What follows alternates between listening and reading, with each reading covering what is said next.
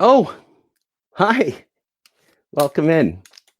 You're here for the Echoplex Media broadcast. Oh, great. Me too. My podcast, the Full Dash Closure audiobook and podcast, actually sponsors Echoplex Media. Yeah. We're also on podcatchers like Apple Podcasts, Google Podcast, Amazon, you name it. We're on there. Yeah, it's about not just the gig economy, but corporate AI and the future of human employment and our economy.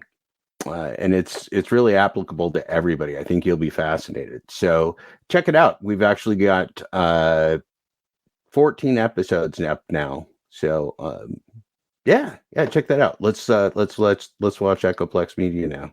Let's see what Dave's up to. The liberals, not the conservatives, are the one who pound.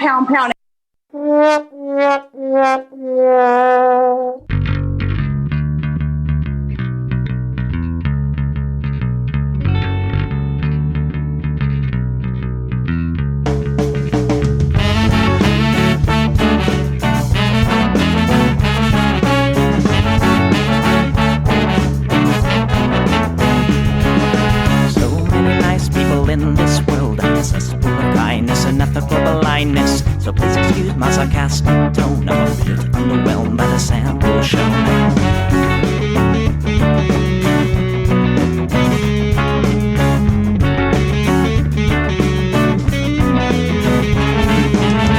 Mr. Bistro fraternity guy, you got my asshole bloodshot eyes. Get drunk and fight every night. Idolize Bradley, belittle women's rights. Homophobic, racist, and don't give a fucking hey. Do you think you can drive a bigger truck? So wear your baseball cap to decide to let everyone know that you're a nice guy. So cool, we're so impressed. Lots of chicks in a barrel chest. Cause you're a real man. Punch for punch, gonna piss in your face while you're passed out drunk. I'm a nice guy, you're a nice guy. He's a nice guy, but all of you are assholes. I'm a nice guy, you're a nice guy.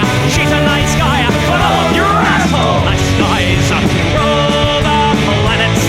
I just can't understand it. Conquer divine by deception and lies. Social Darwinism and an overdose of pride.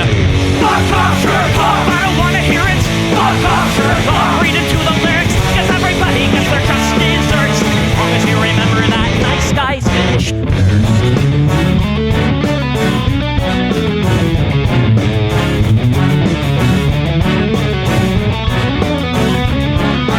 Mr. White Beater, you're next on the list. Such a nice guy who speaks through his fists. Prick with a penchant for messing with heads. A broken nose for dinner and breakfast in bed. Alcoholic, paranoid, and suicidal too. But you'll probably kill her before she gets away from you. She lives in a pool of blood and cry.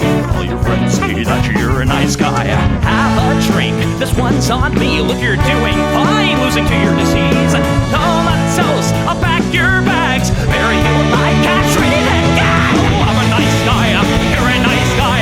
We're all nice guys, but all of you are assholes. He's a nice guy, she's a nice guy. Hey, Tom Bone's a nice guy. All of you are assholes. Nice guys rule the planet.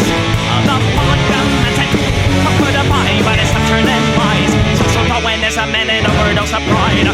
Fuck off, jerk off. I don't wanna hear it. Fuck off, jerk off. Read into the lyrics, so let the bloody spill quench your thirst.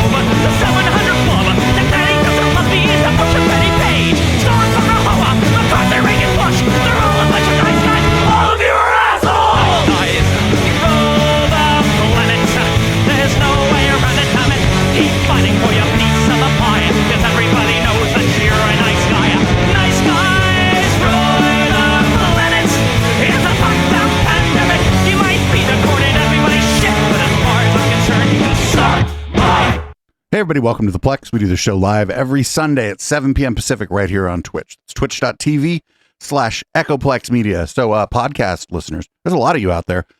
You should follow our Twitch channel. Even if you don't use Twitch, just follow the channel to make me feel good. You can support this project at eplex.store. There's a couple promotions running during the live show. The bot will tell you about that if you're watching or listening live. And of course, everything else you can find at echoplexmedia.com/support. I'm producer Dave. You can find me on Grindr, as many have been doing lately. And this is what the people want.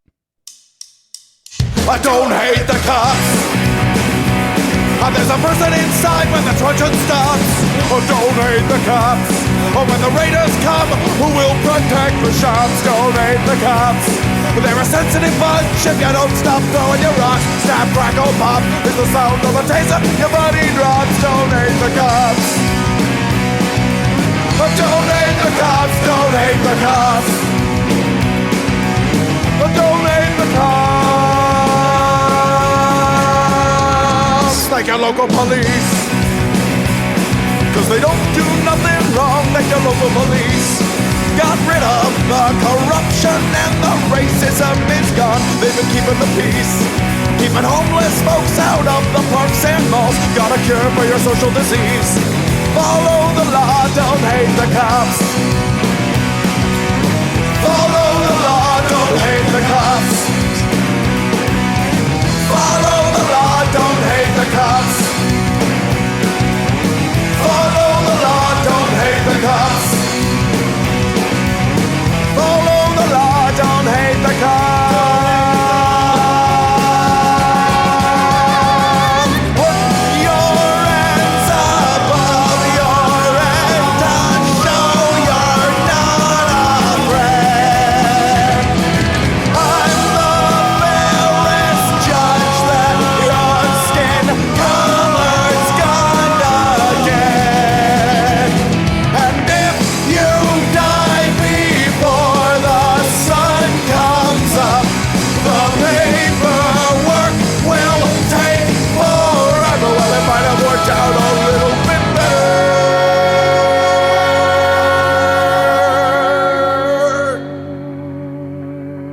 if you didn't hate the cops. Cause they don't do nothing wrong. Don't hate the cops.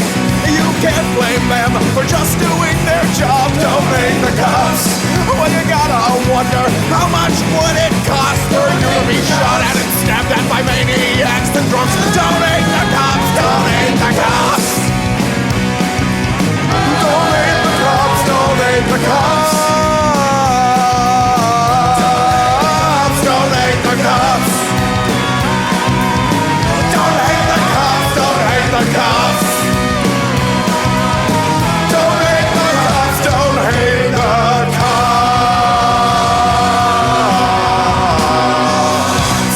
All right, we're going to get right to it, and we're going to start with a clip from C-SPAN. This is a racism on C-SPAN. Let's go to our next caller. Bobby is in Grayson, Kentucky, Republican line. You're on, Bobby. Yeah, I'd just like to say that if you're for Joe Biden and Kamala Harris, it's plain and simple, you're stupid. Anything else? Yeah, and that guy calling saying that white people are bad, that's amazing. Because you watch OP Live on Will's channel, Saturday and Sunday, you'll see what's happening in this country. The black people are running rampant. The illegals are driving around drunk, no license and stuff, hitting people, and they let them go. Now, so I just like to say, all you Democrats out there, y'all need to wise up because you're all stupid and you're too stupid to know it. Okay. Okay. She didn't give a fuck. She's got to be used to that shit. Taking, like, the open lines on C-SPAN is probably the worst, like, job because you can't tell those people to go fuck themselves. I wish she would. That'd be great. She'd be like, you know what? Fuck this job. I can get another job. Fuck you. So now we're going to move into, I didn't know where to put that, so I put it first. We're going to move into our target segment of the docket, unfortunately. Here is Benny Johnson of the Benny Johnson show talking about how Target is for kids. Target is for kids. Target has a Slurpee machine at the front of the store. Target sells, like half of Target are children's items. It is geared towards family. So this makes it so much worse than what Bud Light did. This is orders of magnitude worse. Bud Light is a 3. What Target's doing is a 9 on a 10 scale. 9. All right. Now even gay activists, Chad Felix Green on Twitter is calling this out. Who's that? Even people who... Oh, I would call him that guy Digital Gay Face. He got hella mad at me. Chad Felix Green did not like me. He tried to sick his followers on me. The other thing I found out, he like quote tweeted me, right?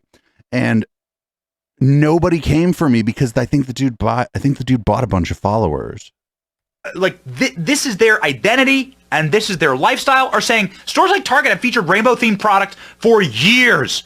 My favorite pet store has a rainbow leash and jackets for dogs. No one cared. The issue is activism.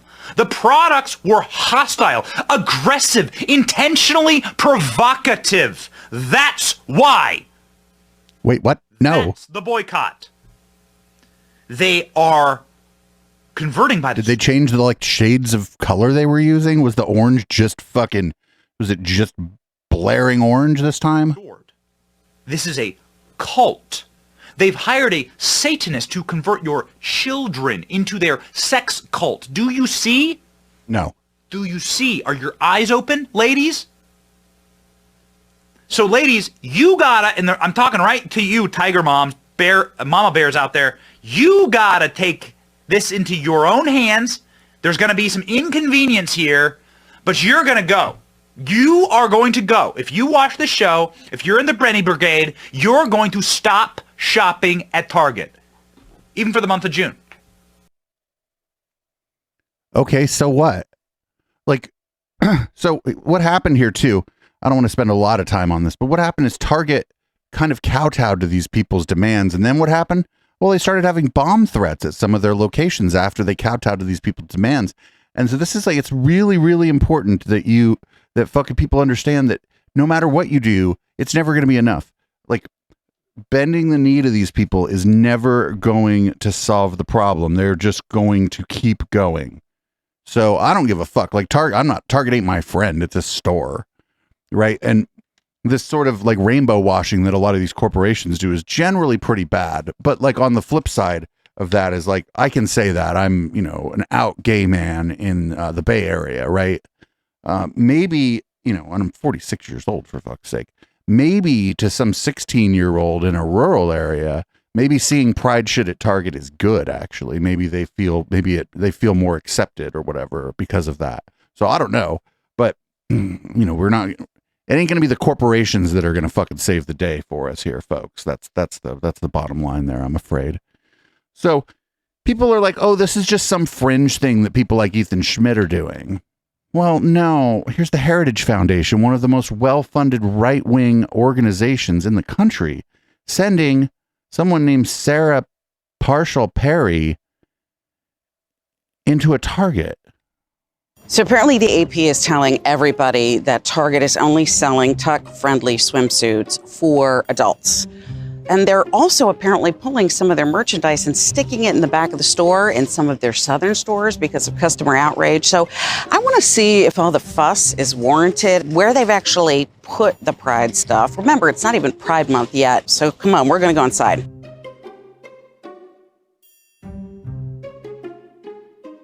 Hey guys, apparently trans people will always exist. Oh, yes. Here we go. Designed for comfort and confidence, tuck-friendly construction with extra crotch coverage. Does this look like an adult swimsuit? No, it doesn't. It's interesting. It's right next to a child mannequin. You too can paint your nails with a pride flag. Oh. Like, why are they mad at this stuff? Lest you wonder what this is being designed for. Hold on, you got to get the acronym. An LGBTQIA+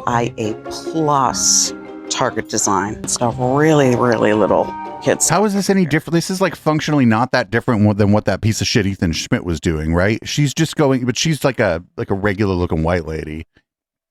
And I think she'll probably leave the other customers alone. Oh, here we go. We've got more stuff over here for kids. Yes. This is designed by an artist in the United Kingdom who actually identifies as a trans Satanist. Did you know that was a movement? Because I didn't. Dark and satanic with these great pro-trans colors. Once again. But that's not grooming. What are you talking about? Also Satanism. Your favorite Pride Parade gingerbread float. Oh, that's super cute. I want the gingerbread. I want the Pride gingerbread house. These were only all she's doing is advertising these products. Christmas. Celebrating the birth of Christ, but what do I know? Oof. Now that's just plain bad. Yeah, that is kind of ugly. Multiple body type, fit, and gender expressions. Which is just another way of saying completely shapeless. But those are just shorts. Those are like casual shorts. What are they? What are they supposed to? Lady, I'm not a fashion critic, lady, but like, why don't you take a look at what you're wearing? Your pants are pulled up real high. I mean, now we have a subsection of a subsection. Be proud, but it's specifically for Latinx communities who are not really gender normative, and for babies. Ask me about my pronouns. Well, look at me. What do you think my pronouns are? Oh, it's not even Pride Month yet. Oh, well. I mean, if any doubting is transpiring, you want to break the mold, and your story matters. But that could be about anything. Where's my section? See what else we got over here? To decorate your dorm room. This is exactly what we want. We want iron-on patches for pride. Sure. Iron-on patches for gender queerness. Oh, sure. Got more expressions. Hold on. Your lesbian iron-on patches. Yeah, that's fine. How many? I bet lesbians love iron-on patches, actually. Bisexual. Oh, your trans flag. Wait, what? Once again, the ugliest design I've ever seen in my life. These are like casual clothes, though. Isn't that like work clothes? That's okay. But not for me, because that, again, is hideous. But that's work clothes. Do you know your chosen family is love? And apparently also includes aliens and people who get way too drunk at parties and put lampshades on their heads. Yeah. This looks a little more heteronormative, although it's hard to say at this point because it's all bleeding into other sections. Pride socks. Those look like they're socks for adults. Guys. And so are apparently her warm feet. I would like to talk to the design team, because again, just because it's rainbow doesn't mean it's attractive. Well, then you don't buy it. Section, even if I was queer, because it's ugly. Not a phase. Lest we believe that kids will grow out of their gender confusion, Target's here to tell you that they're going to groom you into really being convinced that you're going to be this way forever. Once again, do you work at a truck stop? Maybe they do. This is the opening salvo of the store. It is right here at the front. There's the exit. There's the Starbucks, conveniently, and we know where Starbucks stands. But we haven't even started Pride Month. We just came out of the store. First of all, you're assaulted visually by what they're selling right in the front. It is the first. Were you assaulted visually, lady? Display that you see when you go in. First of all, the clothing's horrifically ugly. Second of all, Target's lie if they're telling you that they're actually only selling tuck-friendly swimsuit for adults and not for kids, because we definitely saw tuck-friendly swimsuits for kids. Third of all, there are items in there designed specifically for children, many of them actually, that go specifically to our concerns about grooming young people into a lifestyle when they don't even have a notion either of their sex or gender because they're too young, or will ultimately grow out of it when they get older. In fact, studies say 70 to 90% of them will. That hasn't bothered Target. Target's more interested in catering to their woke agenda than they are actually meeting the needs of the average consumer. So my suggestion, avoid shopping at Target. Yes, Target, famously bad at making money. They're not trying to understand the needs of the people who give them money. Famous giant corporation one of the most popular retailers in America, just famously bad at making money. So up next, we got Charlie Kirk with some other dude, and he's going to explain to us the only thing that Target understands, actually. Welcome back. In just a minute, we'll have Rich Barris back, but there's something really exciting happening with Target, everybody. So Target has a Target on their back. Okay, why are you using a $500 microphone, but then the audio is clearly from a telephone? Target is freaking out. Target is holding emergency meetings. They're worried that they're losing their customer base. Everybody, keep the pressure on. We need to go after Target in a very serious way. It is time for decent, ordinary Americans who do not believe in radical ideas in either direction to just say, I will not allow my kids to be corrupted by this trans agenda. And it looks, Target is, it looks like they're caving. They say they're putting the clothes in the back. I want Target to go bankrupt. I want them to close. I want Chapter 11, okay? Somebody else can buy them up. No, somebody conservative. Because it's going to be a bunch of empty buildings. Yeah, no, I want. Yeah, Target, we're going to go bankrupt. They're like, again, they're one of the most popular retailers in the country. I haven't looked it up, but I bet they're very profitable. Them to go Chapter 11. People say, what does success look like? Chapter 11. Okay? I want skull and bones all the way down to the absolute nails of the stores. Wait, what? That's the only thing they understand is force.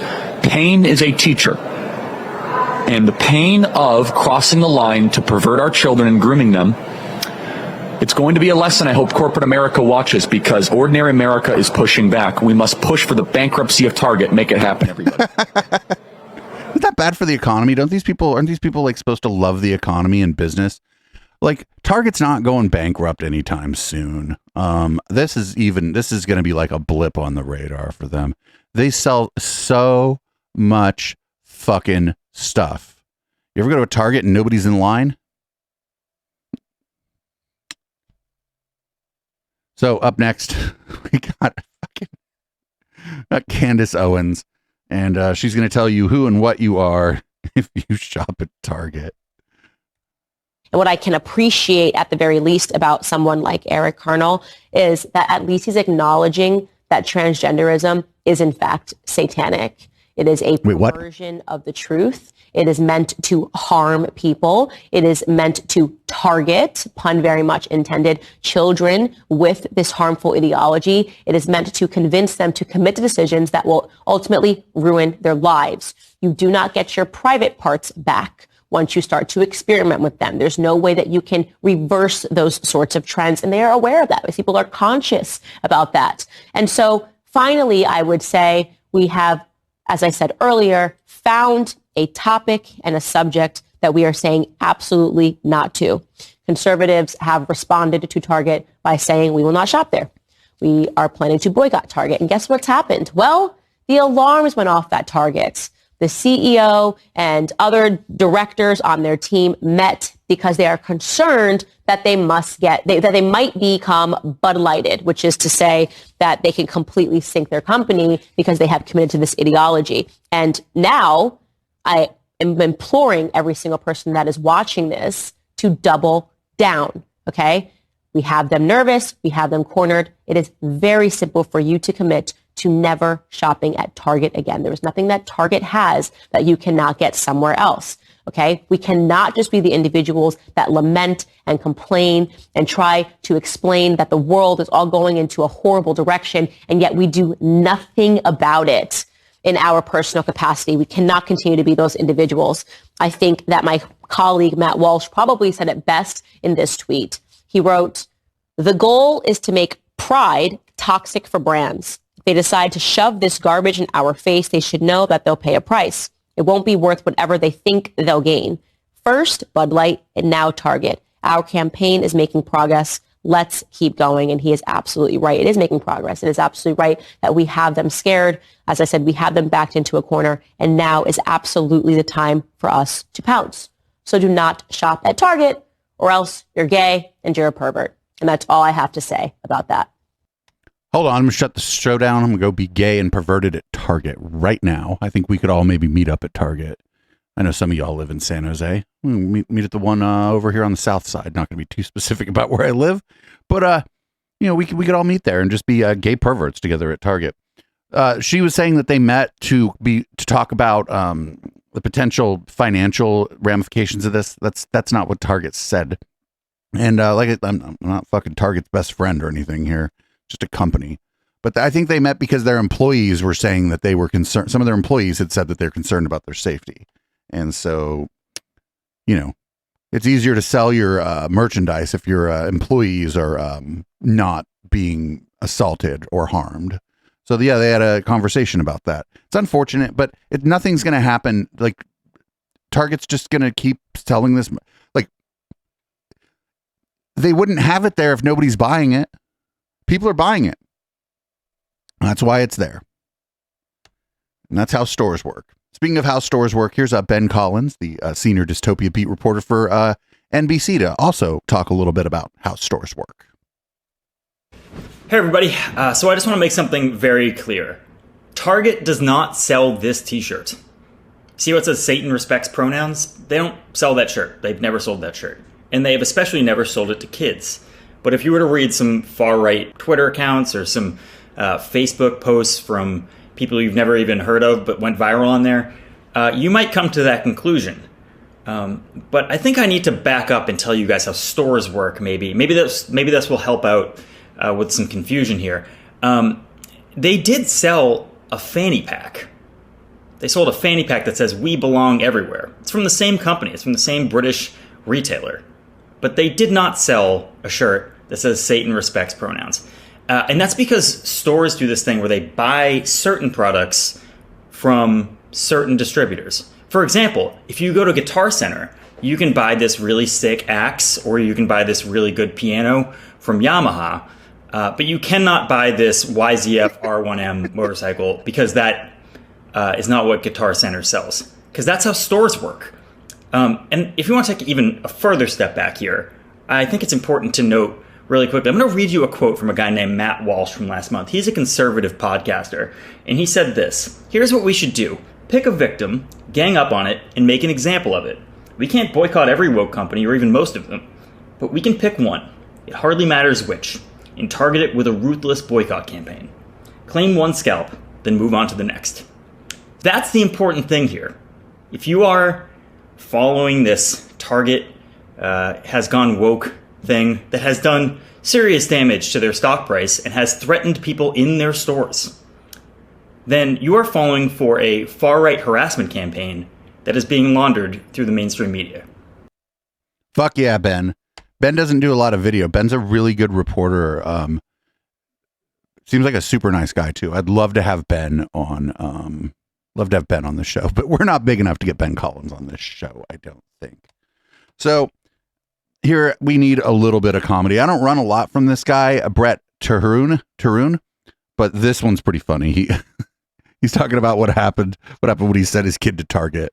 This one, I watched this to make sure that it wasn't lame. This one's pretty funny. I was at Hooters watching Fox News, drinking a few beers, and my son comes up to me. I think he's 8. He comes up to me and he says, "Daddy, can I go over to Target and play Nintendo Switch?" And it was just across the parking lot. I said, "You go ahead, but you be careful. Don't you go near that Bud Light display." And not 10 minutes and 2 beers later, he comes walking into Hooters, covered head to toe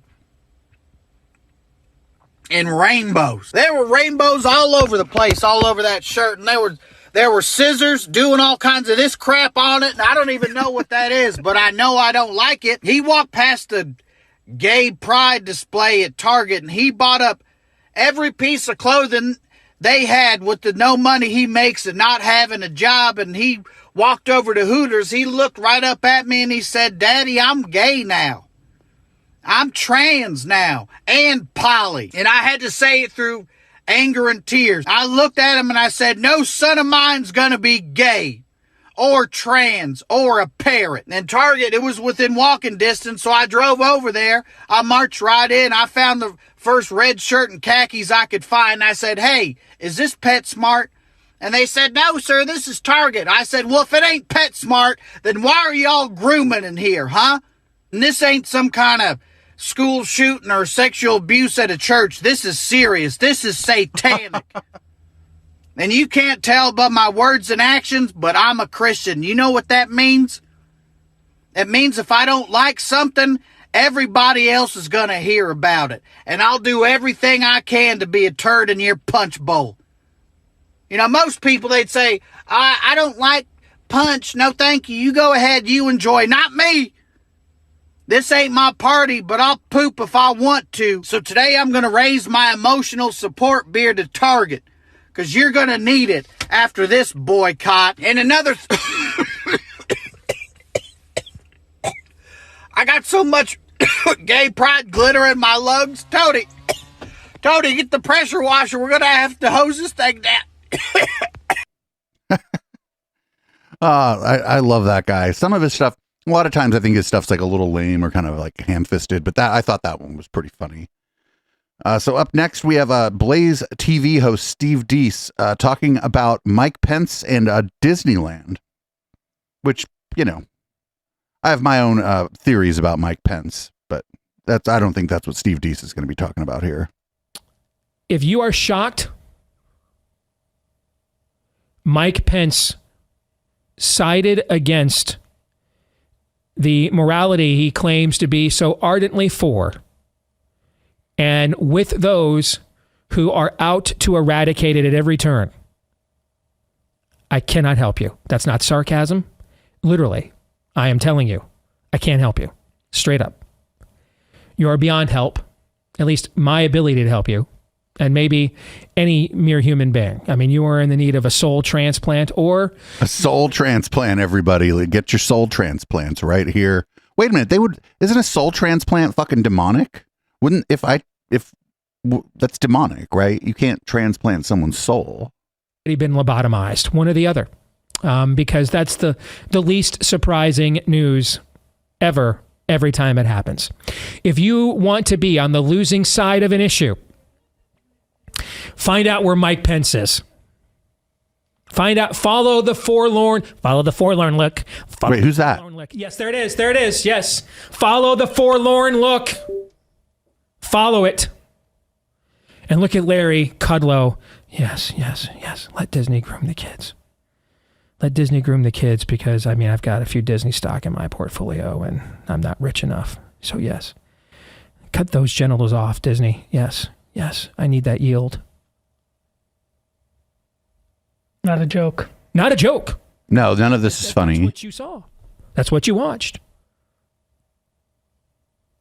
You know, they say that, why did Glenn Beck even hire this guy? This guy's not even good at this. A tree by its fruit. I'm kind of thinking, and I say this as someone who has struggles in this area and has been brutal and openly honest about it for years. Wait, what? But I'm kind of thinking, on the grand scale of things, smearing the brethren, slandering the brethren, siding consistently against the brethren, but I make sure I don't meet alone with any woman. I'm just saying. I'm fine with the Billy Graham rule. Totally fine with it. But I'm just saying that's a little bit Christ to the Pharisees. You know, you guys tithe in every hour. Wait, what? Billy Graham? Excuse me, that's a weird... Of dill, cumin, and spice. Yeah, you reject... Yeah, I mean, you keep the letter of the law, yet you reject the spirit of it.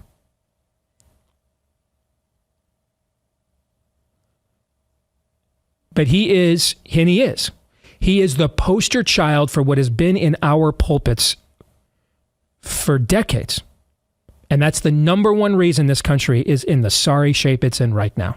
So is he complaining that like religious, like preachers or whatever are not bigoted enough? Is that what he's saying? That like that even like many people on the religious right are just not as hateful as they once were?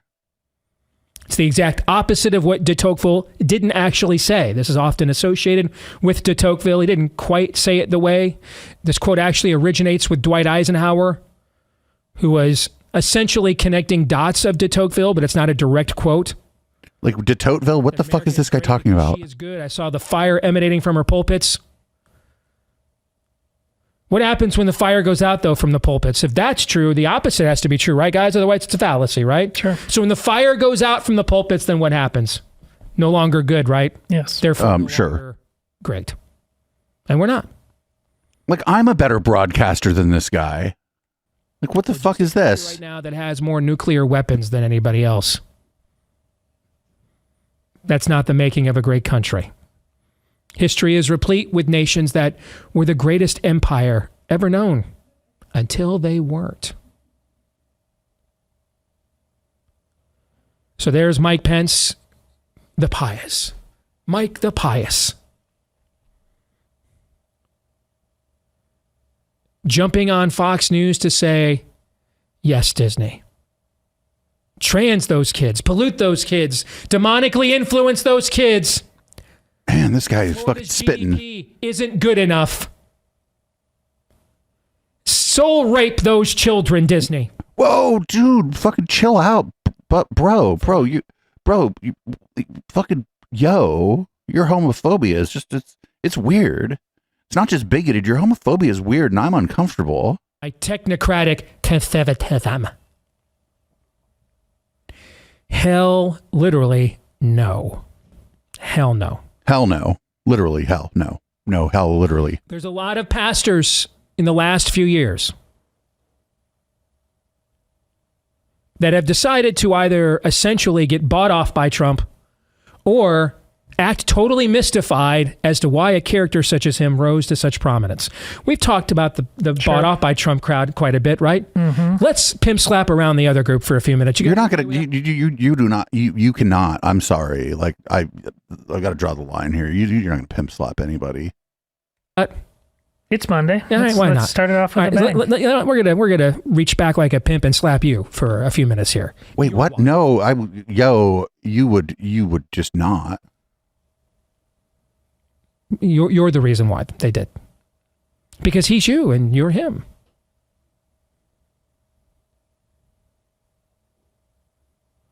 I gotta tell you, man, I've had plenty of differences with Donald Trump over the years.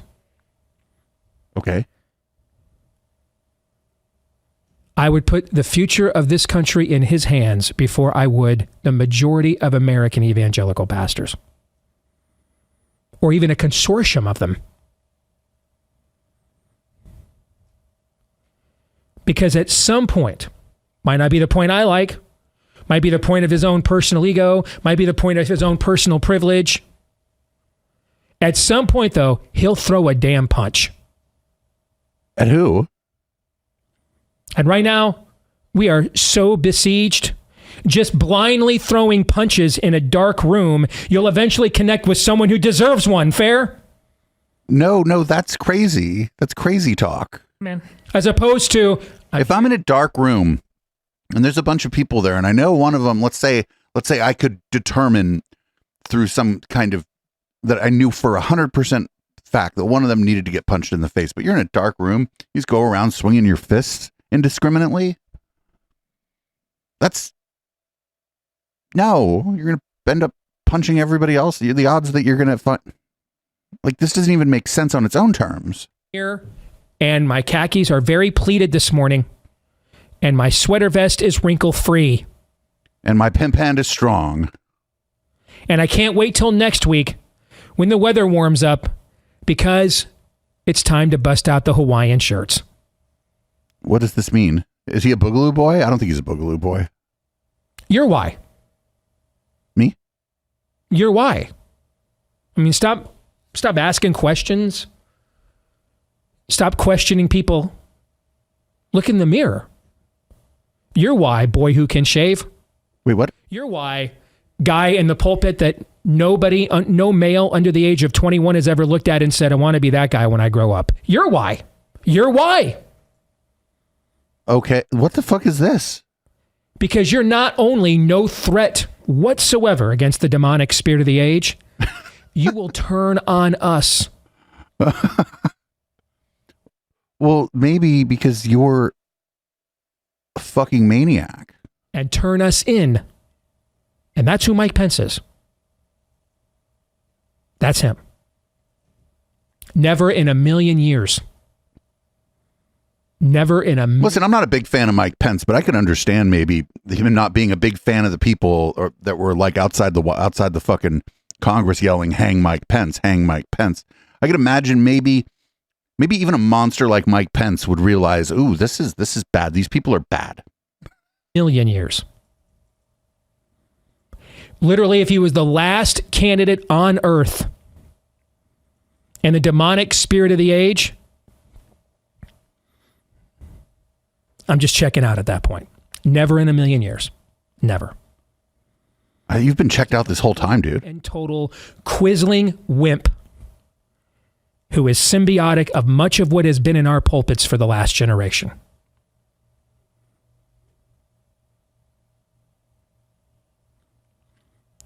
That guy may not be a threat to steal your wife, but he's a threat to your wife and kids nevertheless. Why? What? I don't know. I guess I got nothing. I mean, I usually, I try to say something after a clip that we play, but I got nothing. That was weird. I just feel very uncomfortable. And there's maybe a little bit of residue from what we experienced last night going on here. It may not just be this that's making me feel uncomfortable. But yes, Steve Deese is not a very good broadcaster. I am a better broadcaster than Steve Deese, I think. I would like to have him on for Conspiracy Bingo sometime to see what he has to say about some of the stuff that we watch on Conspiracy Bingo, mostly because it would make me look like an even better broadcaster to have somebody on who sucks at broadcasting as bad as Steve Deese. I know kind of what he was saying. He's like, oh, Mike Pence is soft and he's not like a hardcore Christian nationalist. And I want a hardcore Christian nationalist. But he didn't even say that in an effective way. He used a lot of words and none of them were very forceful. There was no real calls to action. There was nothing there. It was empty and stupid. And it took forever. He had no point, and he took 7 minutes to say nothing. Speaking of taking a long time to say nothing, Ron DeSantis announced his candidacy for president on a Twitter space with Elon Musk and a bunch of other, horrible, worst people on the internet. So here's some of the the highlights. Right now, just silence.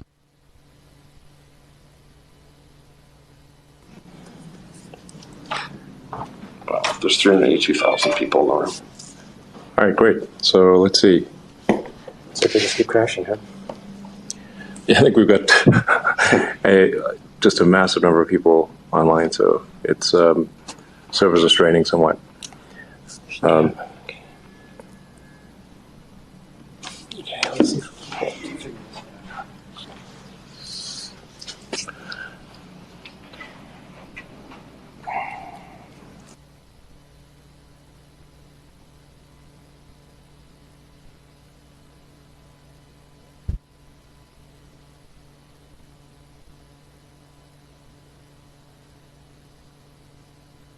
It's still going. It's just nothing's happening.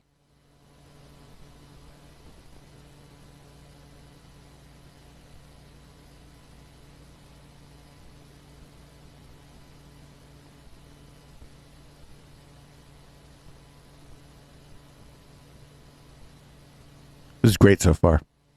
I'm really glad I didn't listen to it. I'm glad we're just checking out the highlights. All right, we're just reallocating more server capability to be able to handle the load here. It's really going crazy. So okay, they're not reallocating servers to handle this. Like their system is set up to like scale and reallocate resources as it's required. Their shit just doesn't work. I'm obviously very excited to have Governor DeSantis make this.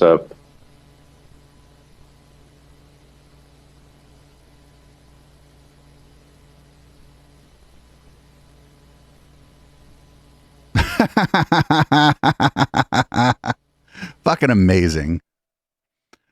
Fucking amazing. I got another clip of it. Obviously, we're not going to be running any clips of anything that happens successfully. Here's another one. It is it just keeps crashing, huh? Oh man, this one's from the recount. Check this out. let's see. So, we on? Yeah, I think so. Just to simplify this.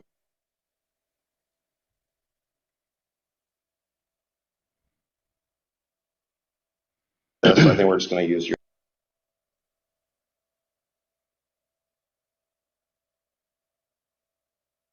I think we're just going to use your.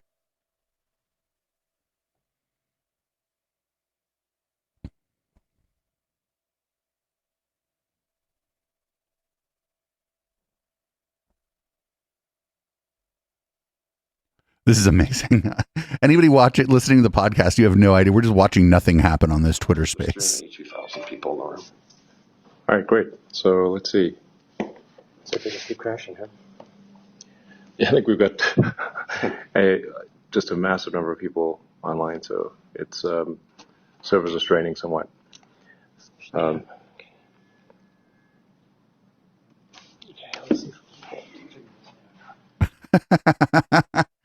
Oh, it's amazing. It's amazing. They didn't even like there was like probably a Twitch, like a Twitch stream that was like had more people on it at the time, and it was like serving high definition video.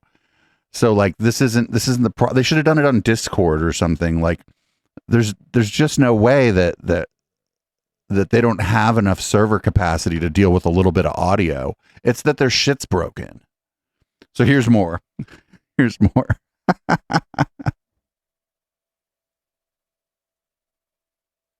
All right. Well, it's certainly an incredible honor to have Governor DeSantis make this stark announcement.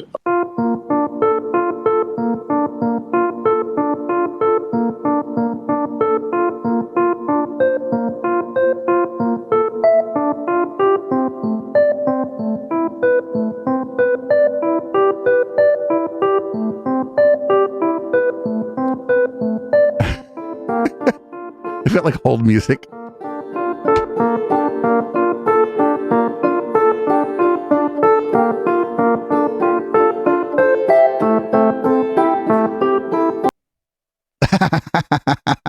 Their shit was so broken. Everybody was laughing. Everybody was laughing. It would have been a great time for YouTube to just jump in and be like, there's a lot of people watching one of our streams right now in 4K, actually.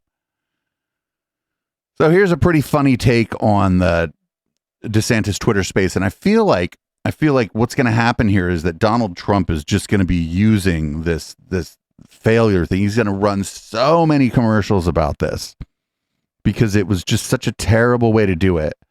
Like you could just launch your campaign like on TV and then maybe go to a Twitter space to talk about it. And if that fails, at least you were able to launch your campaign. These guys want so badly to be Elon Musk's friend. And that's so weird. Anyway, here's something that someone put together to kind of compare and contrast some things here. That I'm proud to be an American. And I won't forget the men who died. We are kind of melting the servers. And I'm proud to be an American, where at least I know I'm free. To freedom, and is willing to put his money where his mouth is. Upset the narrative control imposed on us by our government. And I gladly stand up. Have Governor DeSantis make this.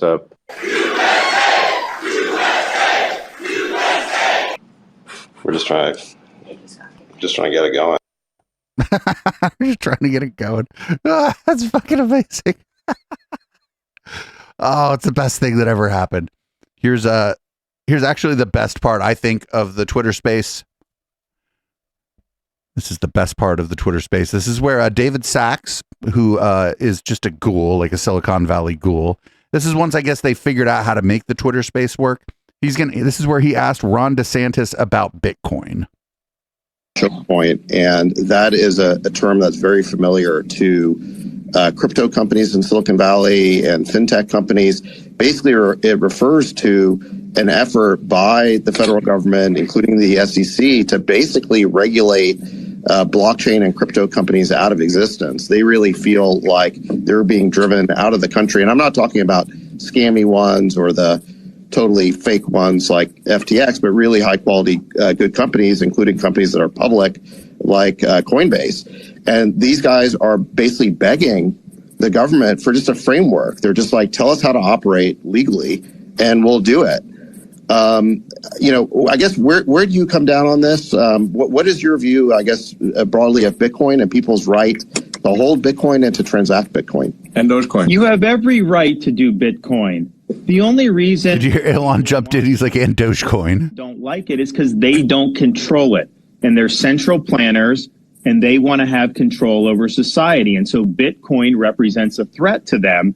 And so, as you're saying, they're trying to regulate it out of existence. Look, could Congress enact a statute to ban things like Bitcoin under the Constitution? They may be able to do. I would oppose that. I think people should be able to do Bitcoin. But Congress has never addressed this in this fashion. And for the bureaucracy to just do it on their own and make it so people can't operate in that space, that's what we mean when we say we've got to return the government to the people's elected representatives who are our voice to be able to make these decisions. And so Ron DeSantis is like the black hole of charisma. To do things like Bitcoin. I think these are people that are sophisticated. They can make decisions. There's risks involved with it, but let them do that. I just do not have an itch to have to control everything that people may be doing in this space. And I think that the current regime, clearly, they have it out for Bitcoin. And if it continues for another 4 years,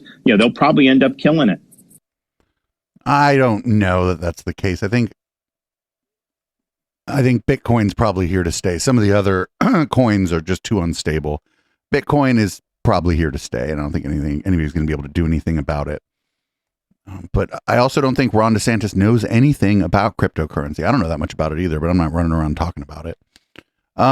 Here's the official video that Ron DeSantis put out that said he was running for president, which is what he probably should have done instead of the Twitter space. Now that we have a little bit of hindsight here. Our border is a disaster. Crime infests our cities. The federal government makes it harder for families to make ends meet, and the president flounders. But decline is a choice. Success is attainable, and freedom is worth fighting for. Righting the ship requires restoring sanity to our society, normalcy to our communities, and integrity to our institutions. Truth must be our foundation, and common sense can no longer be an uncommon virtue. In Florida, we proved that it can be done. We chose facts over fear, education over indoctrination, law and order over rioting and disorder. We held the line when freedom hung in the balance. We showed that we can and must revitalize America. We need the courage to lead and the strength to win. I'm Ron DeSantis, and I'm running for president. Ron DeSantis? Our great American comeback.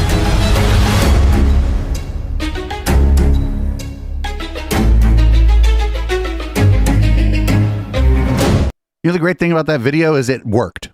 People were able to view it. There was no problems. And Elon Musk wasn't in it. Another great thing. No David Sachs in that video either.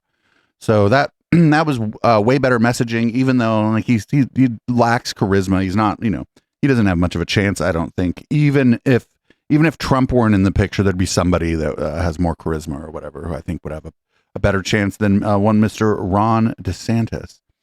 So funny enough, Ron went on Fox News, a thing that everybody was able to tune into. And they're talking about ostensibly they're supposed to be talking about the war in Ukraine, but DeSantis being a one-trick pony, he's just going to talk about wokeism. All right, you wore the uniform. If you are elected president, you may be the first one in a while to have worn the uniform. How would you address the ongoing war in Eastern Europe between Russia and Ukraine on day one of a Ron DeSantis presidency? Well, first, I think what we need to do as a veteran is recognize that our military has become politicized. You talk about gender ideology, you talk about things like global warming that they're somehow concerned, and that's not the military that I served in. We need to return our military to focusing on commitment, focusing on the core values and the core mission that would be something that I could take care of on day one. So he's not saying shit about Ukraine. As commander-in-chief, and I think you'll see recruiting start to get back to where it needs to be because people don't want to join a woke military, and I think it's been really, really problematic. Look, in terms of what's going on over in Eastern Europe, I'd like to see a settlement of this. I do not want to see a wider war. I think it's completely unknowable what it will look like in January of 2025, but I would not want to see the United States with our troops get enmeshed in a war in Russia or in Ukraine. But that's like a thing that nobody's really calling for. So good for you, Ron. Yeah, he has no, like, he's got nothing. He's got nothing. He's not going to win. He's not even, he's not, I don't even know if he'll get like 20%. I think he's just going to get walloped. Whatever. Here's a guy named Eli Crane. He's from Arizona, and he seems like he's not okay and probably should not be in the House of Representatives. Ms. Murphy, does it concern you, some of the revelations that have been coming out of the Oversight Committee about the millions of dollars that have been paid to the Biden family recently? I'm not aware of money being paid to the Biden family. Oh, you're not aware of that at all? No, sir. That's interesting. You work for the FBI, right? Yes, sir, I do, but I would respectfully refer you to the investigators over that case. I'm sure we can get you a brief on that. That is not a case that I handle. Yeah, well, I don't need a brief on that, ma'am, to know that there are nation states that have paid millions of dollars to the Biden family. And that's one of the reasons that we're having this hearing. That's one of the reasons that America... Well, then why are you asking her questions about it if you already know the answer? ...flying over the U.S. for an entire week. That's why they're so concerned that they see these Chinese police stations being set up here, and they're wondering, how could this go on? This doesn't make any sense. Oh, man, he's been watching the Stu Peters show. The President of the United States is involved and entangled for many years now in multiple business deals that the President claims he knows nothing about. And you, ma'am, you sit here before the Homeland Security Committee. Our job is to protect the homeland, and you act as if you don't know anything about it. Do you understand why the American people are concerned, ma'am? Yes or no? I understand why American people should be concerned about the threat from the Chinese Communist Party. Yeah. Do you see any connections with what I talked about when I was talking about elite capture? Do you see, are you connecting the dots at all? No, sir. You don't connect the dots? No, I don't connect the dots. So your job is to protect the American people. I just read you what elite capture is, the summary, the definition of elite capture. Everybody knows in this town what's going on. Everybody knows what's coming out of these committee hearings right now. And it's pretty sad coming from somebody who, as a young man, wanted to be a part of your organization. Oh, well, why aren't you an FBI agent, sir? Could it be because you're crazy? Like, he thinks he wrecked her, right? He's like up there going, oh, I'm absolutely destroying this FBI agent lady. And she's like just confused. She was clearly confused. She has no idea what he's talking about. She was like, you could, if there's an investigation going on, I'm not a part of it. I could maybe refer you to someone else. Like, and he's just like, ooh, I got her. He just looks like an idiot. He looks like he doesn't know what the fuck he's talking about because he doesn't know what the fuck he's talking about. I couldn't figure, I mean, I more or less know what he's talking about, but that's because I watch shows like the Stu Peters show and shit. Because I go on Rumble and I have Telegram accounts like that I use to find like what the crazies are talking about. That guy's media diet's the same as mine, except he believes it all, I think. Anyway, here's something fun. Here's Marjorie the Gathering asking everybody in the House of Representatives to obey some decorum.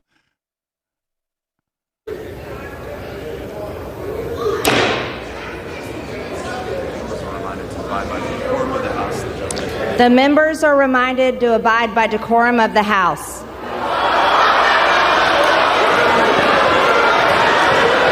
Yo, that's not just the Democrats laughing at her, I don't think.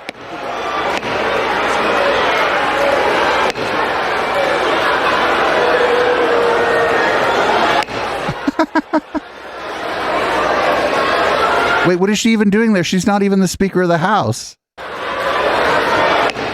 House will be in order.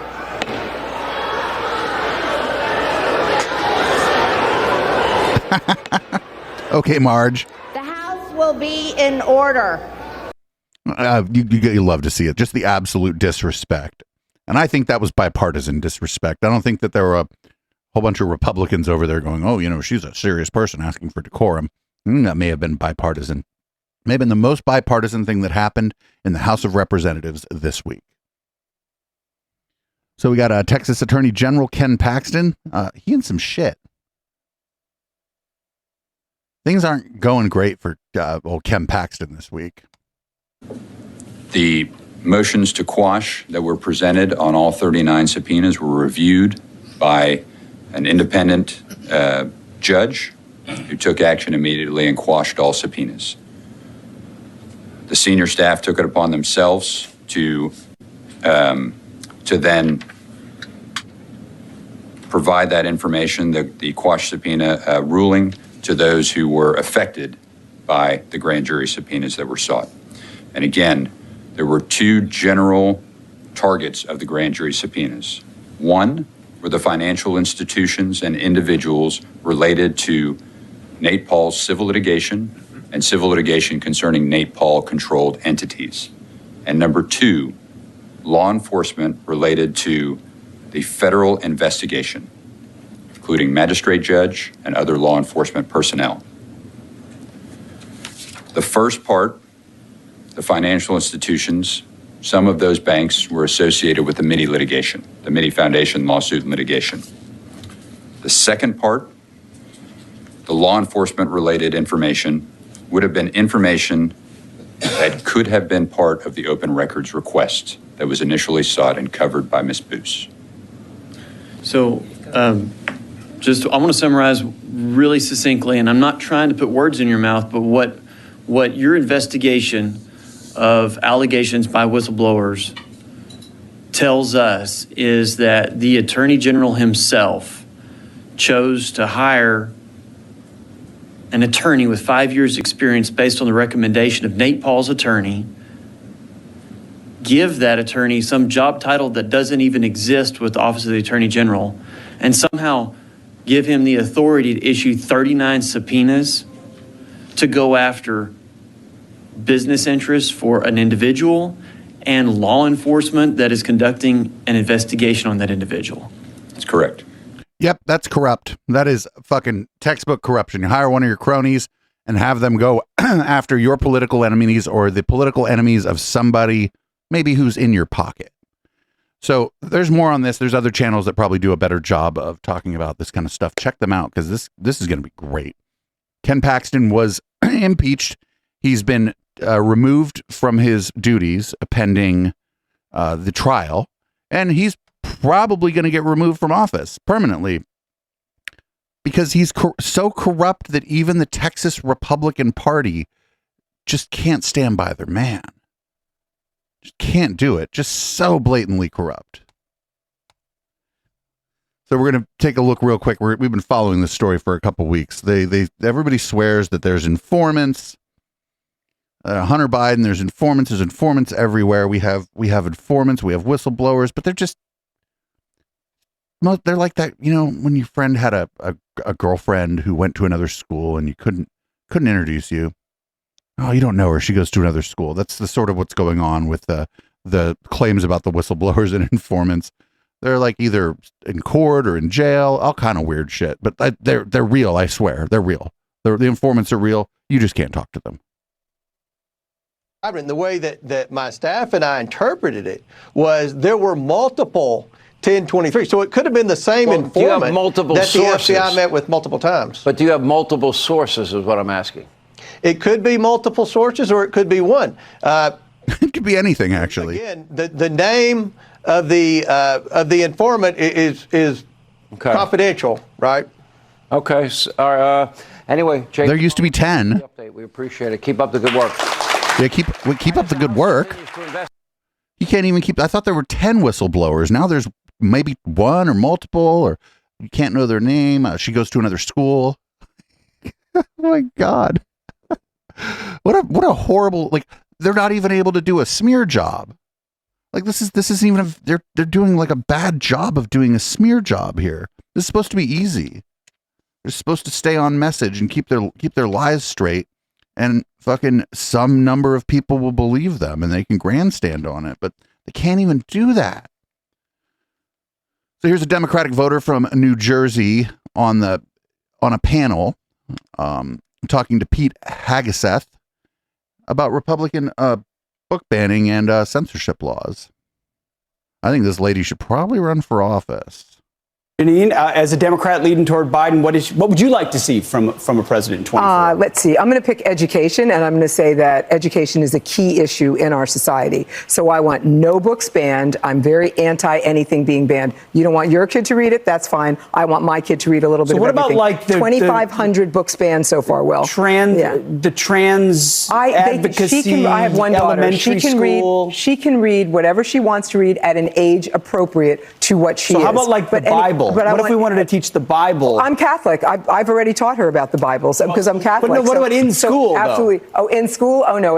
Separation. Can have gotten separation of church, and then that's all not in history. The Constitution, all history should be taught. He's lying. The separation of church and state is in the Constitution.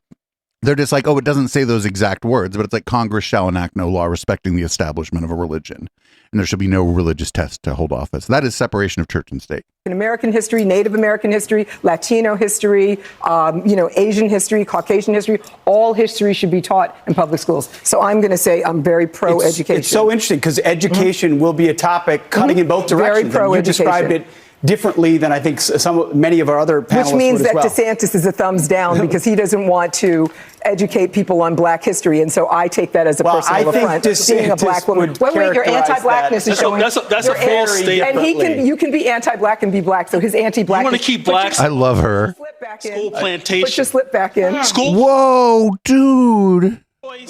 School choice is a civil rights issue.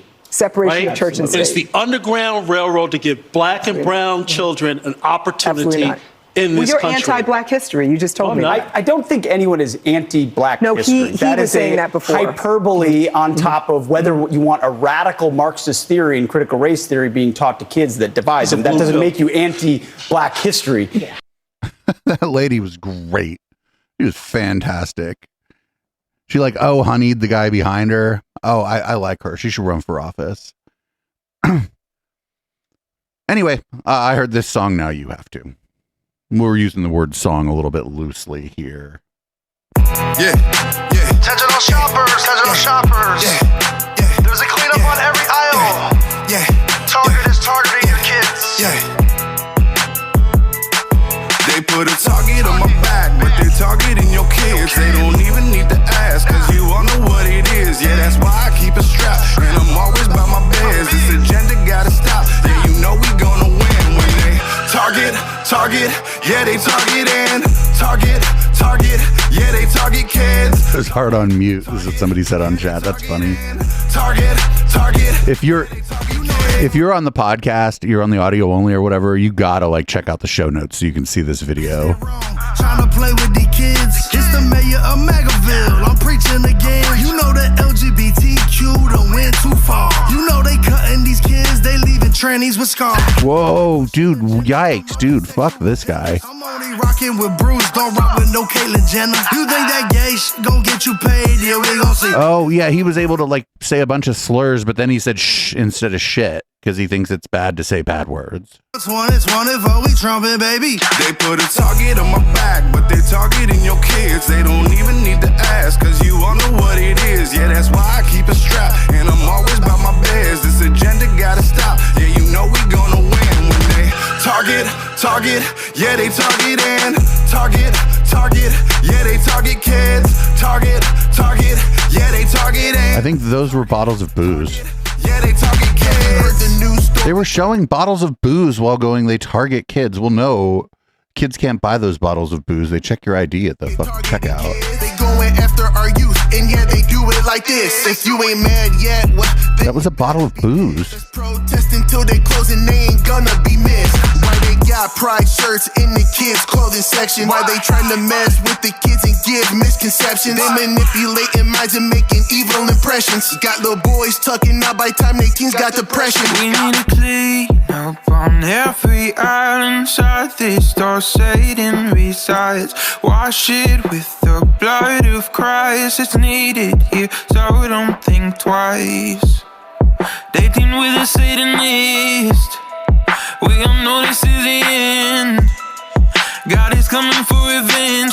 Target is targeting. They put a target on my back, but they're targeting your kids. They don't even need to ask, cause you all know what it is. Yeah, that's why I keep it strapped. But those are just tampons. Why is he's like grabbing tampons? What?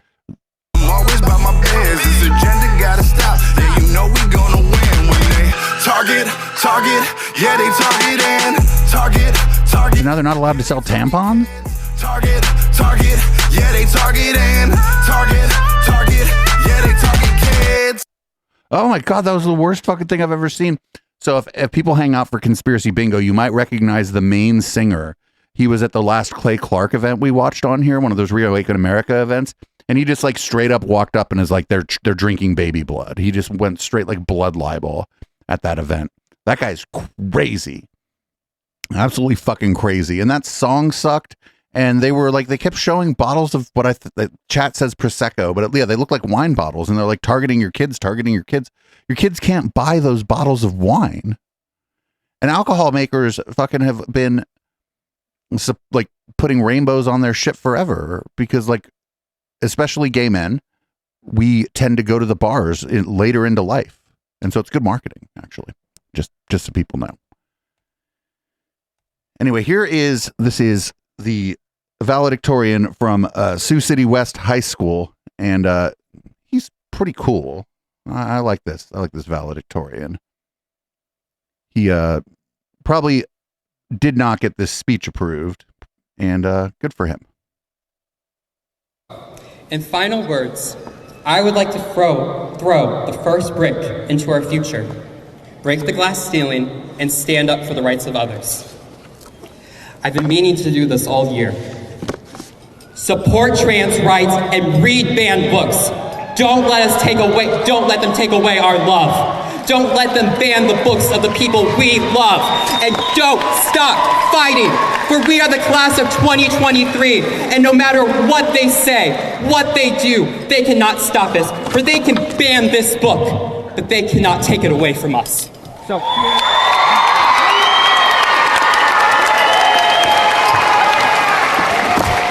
I love you all. He seemed pissed, but that was good. I mean, this is an 18-year-old, not always going to be the best public speakers, but like more and more of the kids are like talking shit, and I like it. I like it. This generation of kids coming up is just the queerest generation of kids ever. And unlike my generation when I was their age and the generation behind me, the millennials, it seems like these fucking young people are voting, which has got to be scaring the absolute shit out of people.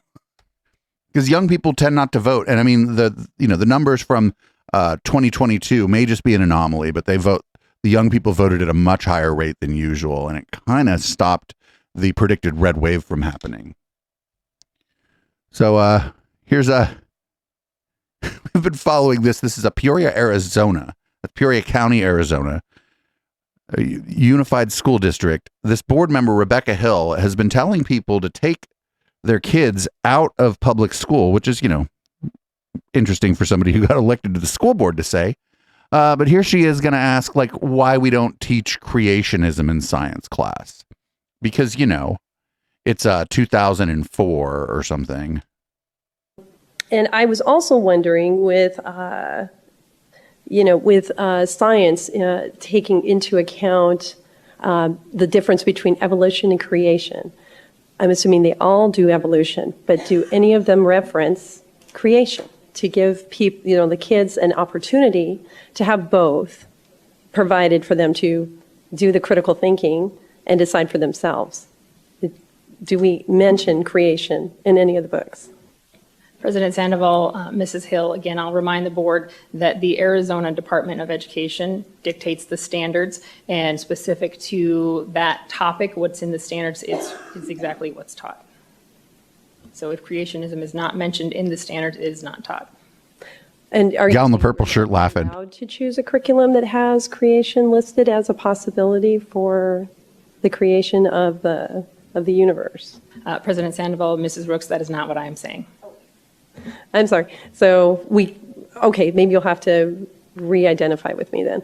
So are we able to get curriculum that has both listed, or is Arizona bylaws, are the Arizona bylaws going to not allow us to do that? President Sandoval, Mrs. Hill, we are able to purchase curriculum that has a variety of topics in it, but again, I'll remind the board that we are only to teach what's in the Arizona Department of Education state standards. Okay, so I guess just dumbing it down, it's a no. So no, we're not allowed to have creations. So Yes, that's correct, because it's not science. You could teach, you could do comparative religion classes if you wanted, but boy, would that lady really not like that, right? You could teach about the creation, about Genesis, if you had comparative religion classes. They'd be like history or anthropology classes for probably like AP students would probably take that stuff. Oh, but boy, would she be mad about that, I think, because then the kids would learn what the Muslims believe and what the Jews believe and what the Hindus believe. Maybe even what the Scientologists believe. They'd learn all that. Now, oh boy, that lady, our gal here really wouldn't like it. But don't worry, it gets better or worse depending on your perspective.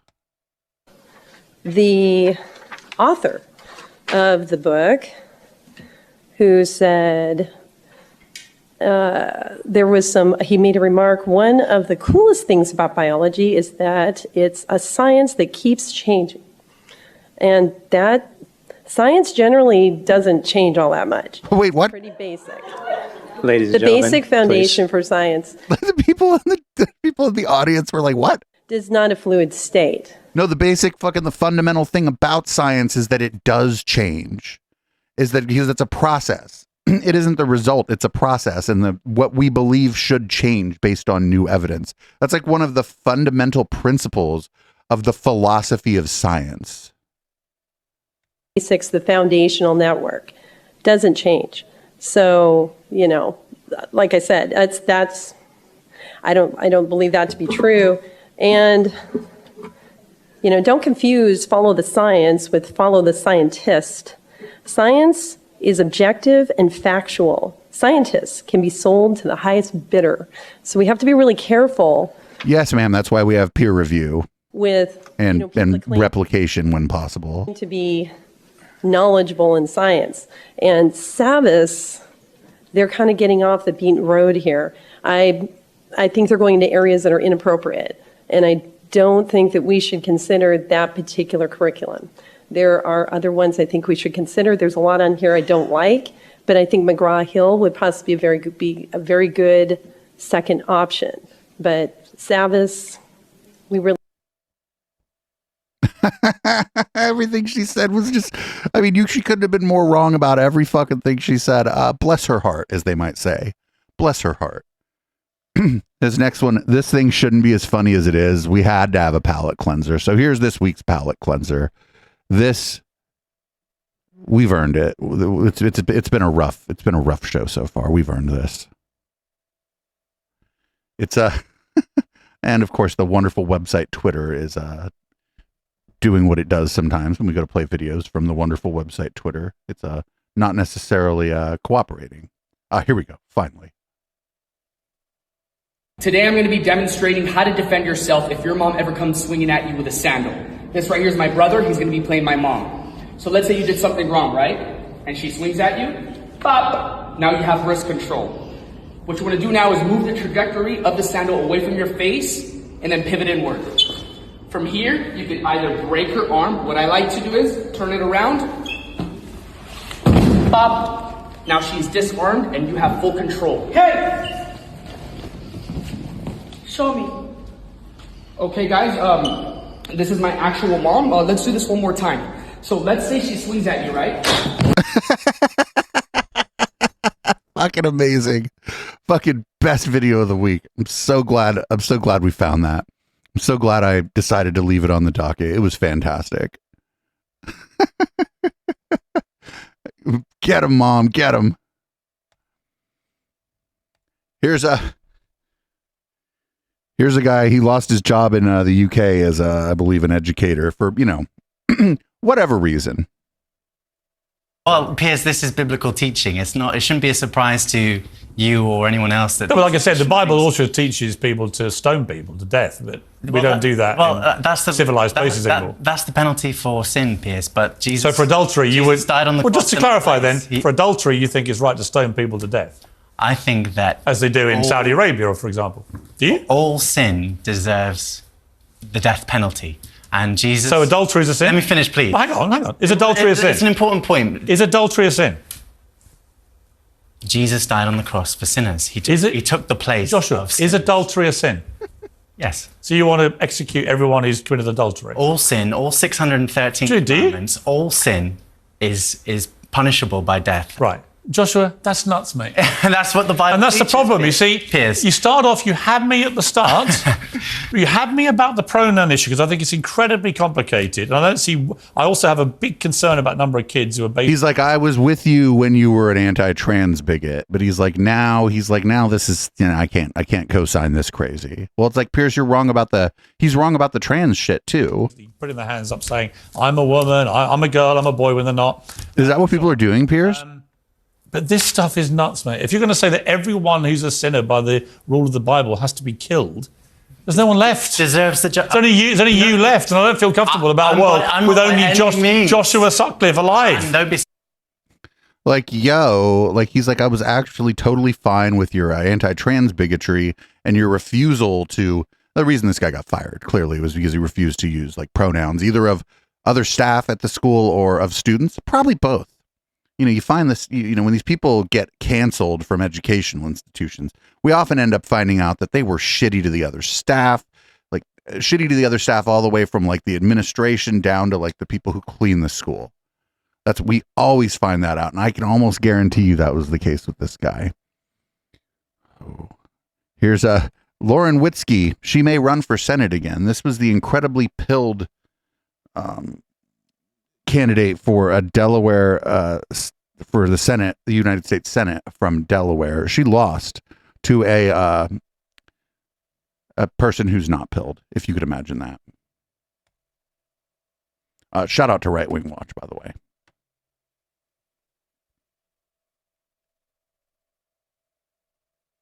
I'm a Delaware girl, so I'm seriously considering a look at that Senate seat. I ran for Senate in 2020. Oh my gosh, they buried me alive in mail-in ballots, but they literally... You got look up the results of her Senate race. She got fucking clobbered. The rules. So they allowed mail-in ballots during 2020, during COVID, and then immediately after my election, the judge overturned it and said it was unconstitutional. So basically, my entire Senate race was unconstitutional. And you would have won.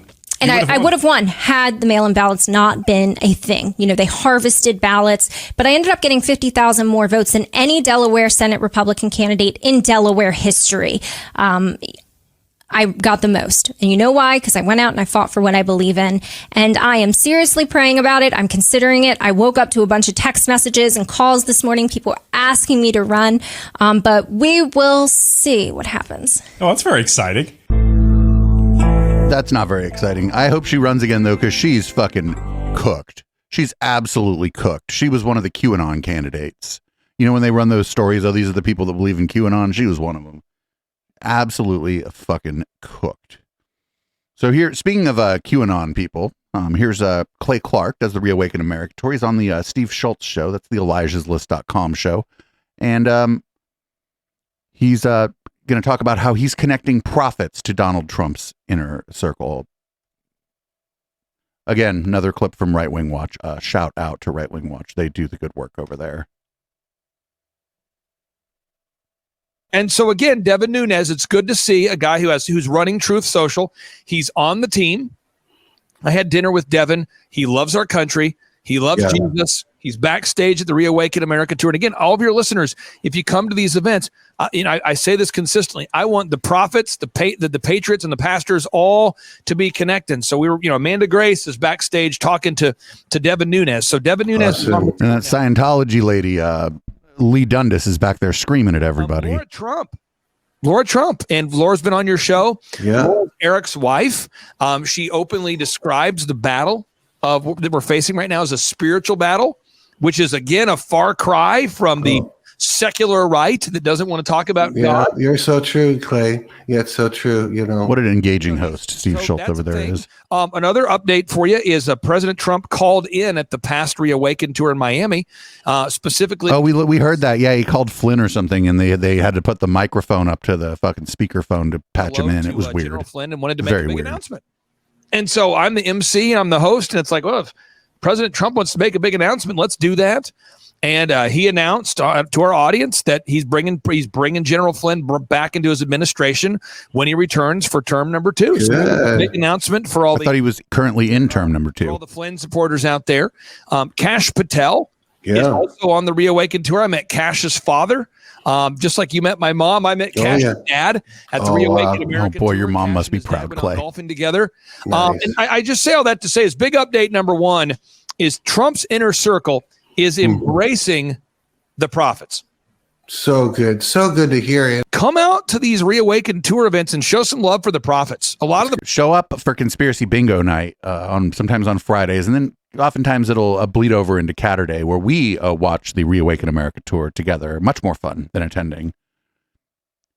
Prophets are showing up, and this is unfamiliar territory for both the patriots and the prophets. And they're not being disparaging of each other, but I'm telling you, both sides, when I call to confirm their speaking times, they always go, are you sure that the patriots want me? Or are you sure that the prophets want me? They're kind of uncomfortable around each other. Yeah. And it was great to see Eric Trump find Amanda Grace, call her out by name, give her a hug. How you doing?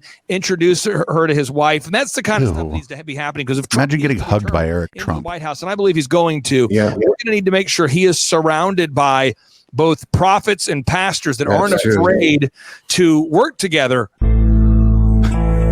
Like he's just explaining his cult event. He's like, oh, we bring out religious crazies and we bring out right-wing nutjob crazies and the occasional Scientologist. That's all he's doing really is like describing his fucking whacked out event. So here's a Messianic rabbi. His name's Jonathan Cahn. He's going to talk about the demonists and the demonic possession and ancient goddesses. One of those ancient gods or spirits was called the Enchantress. The Enchantress. In ancient times, she was connected to a sign. Do you know what it was? The rainbow. And do you know what she was the goddess of? Sexual licentiousness, sexual immorality. Her ancient hymns declare that she has the power to turn a man into a woman and a woman into a man. She sounds great. That bends sexuality, blurs, merges gender. She breaks the line. She breaks the distinction between man and woman, male and female, boy and girl.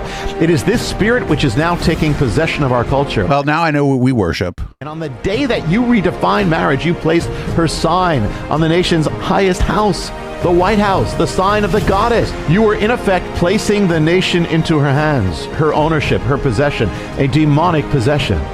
You call yourself a Christian, but you took the sacred sign of God, the sign he gave of mercy instead of judgment, and turned it against him on the White House. Do you fear judgment, or what it is to invoke judgment on the nation you are supposed to lead? We worship the Enchantress. If you're listening to this podcast or watching the live stream or watching on YouTube, you worship the Enchantress. I didn't make the rules. That guy did.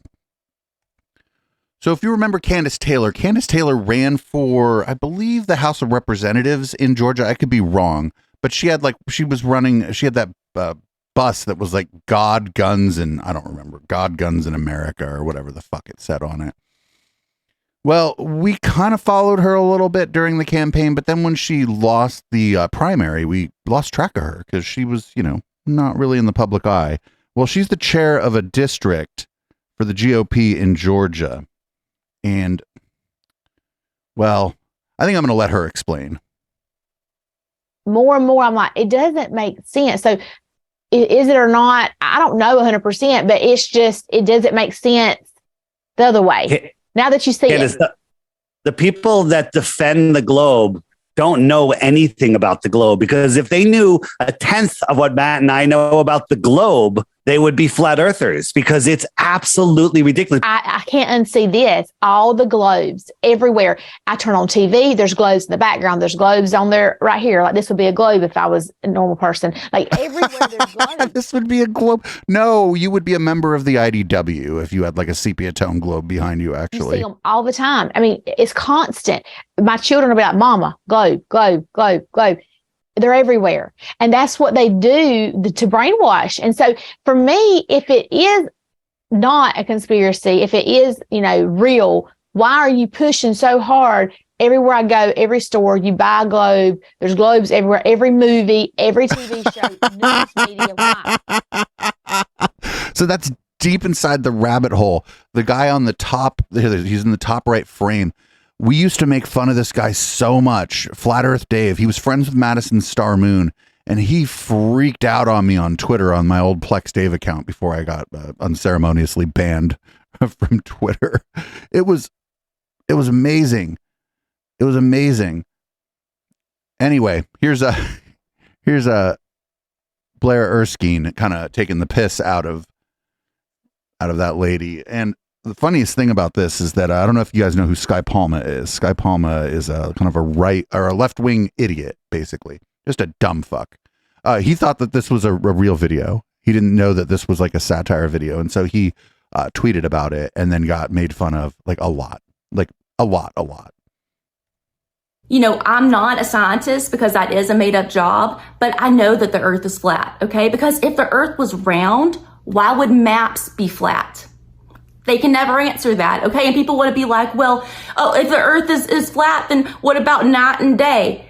I don't know. Let me think about it. Maybe because the earth is double-sided and God flips us over when it's time for us to go to bed and flips us back over when it's time for us to wake up, like I do with my husband. Like, use your brain. Use your head for a minute. If the earth was round like a globe, everything would be falling off of it. All the oceans will be dripping down it like ice cream, okay? Unless the earth is a DQ blizzard where nothing falls out. But even then, sometimes things do fall out and they do have to give you your money back. So that doesn't really make sense to me.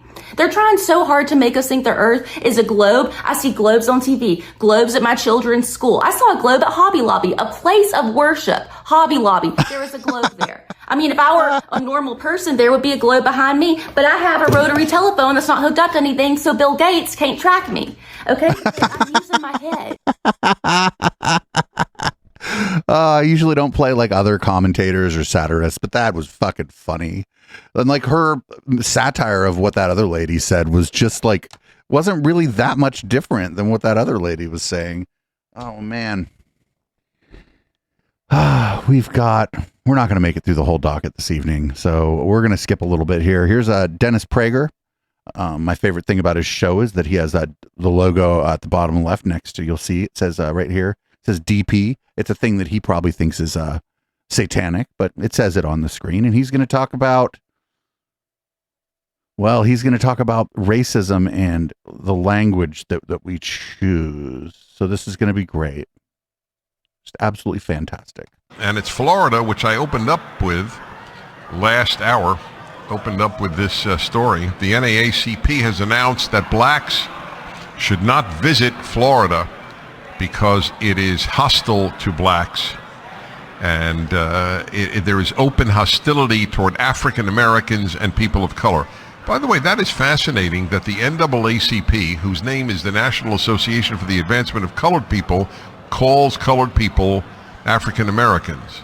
Well, no. Okay, there's a lot going on here. They said people of color.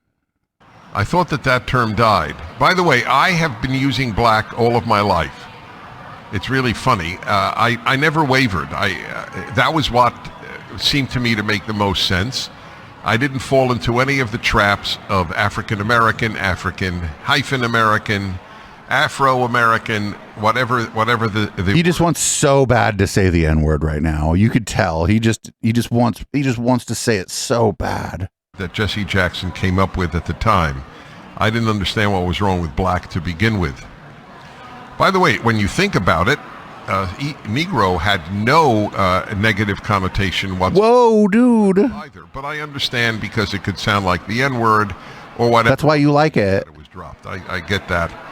But black is fine. Anyway, be aware of the open hostility toward African Americans and people of color. They lied. The NAACP lied because the NAACP is a left-wing organization and truth is not a left-wing value. They said that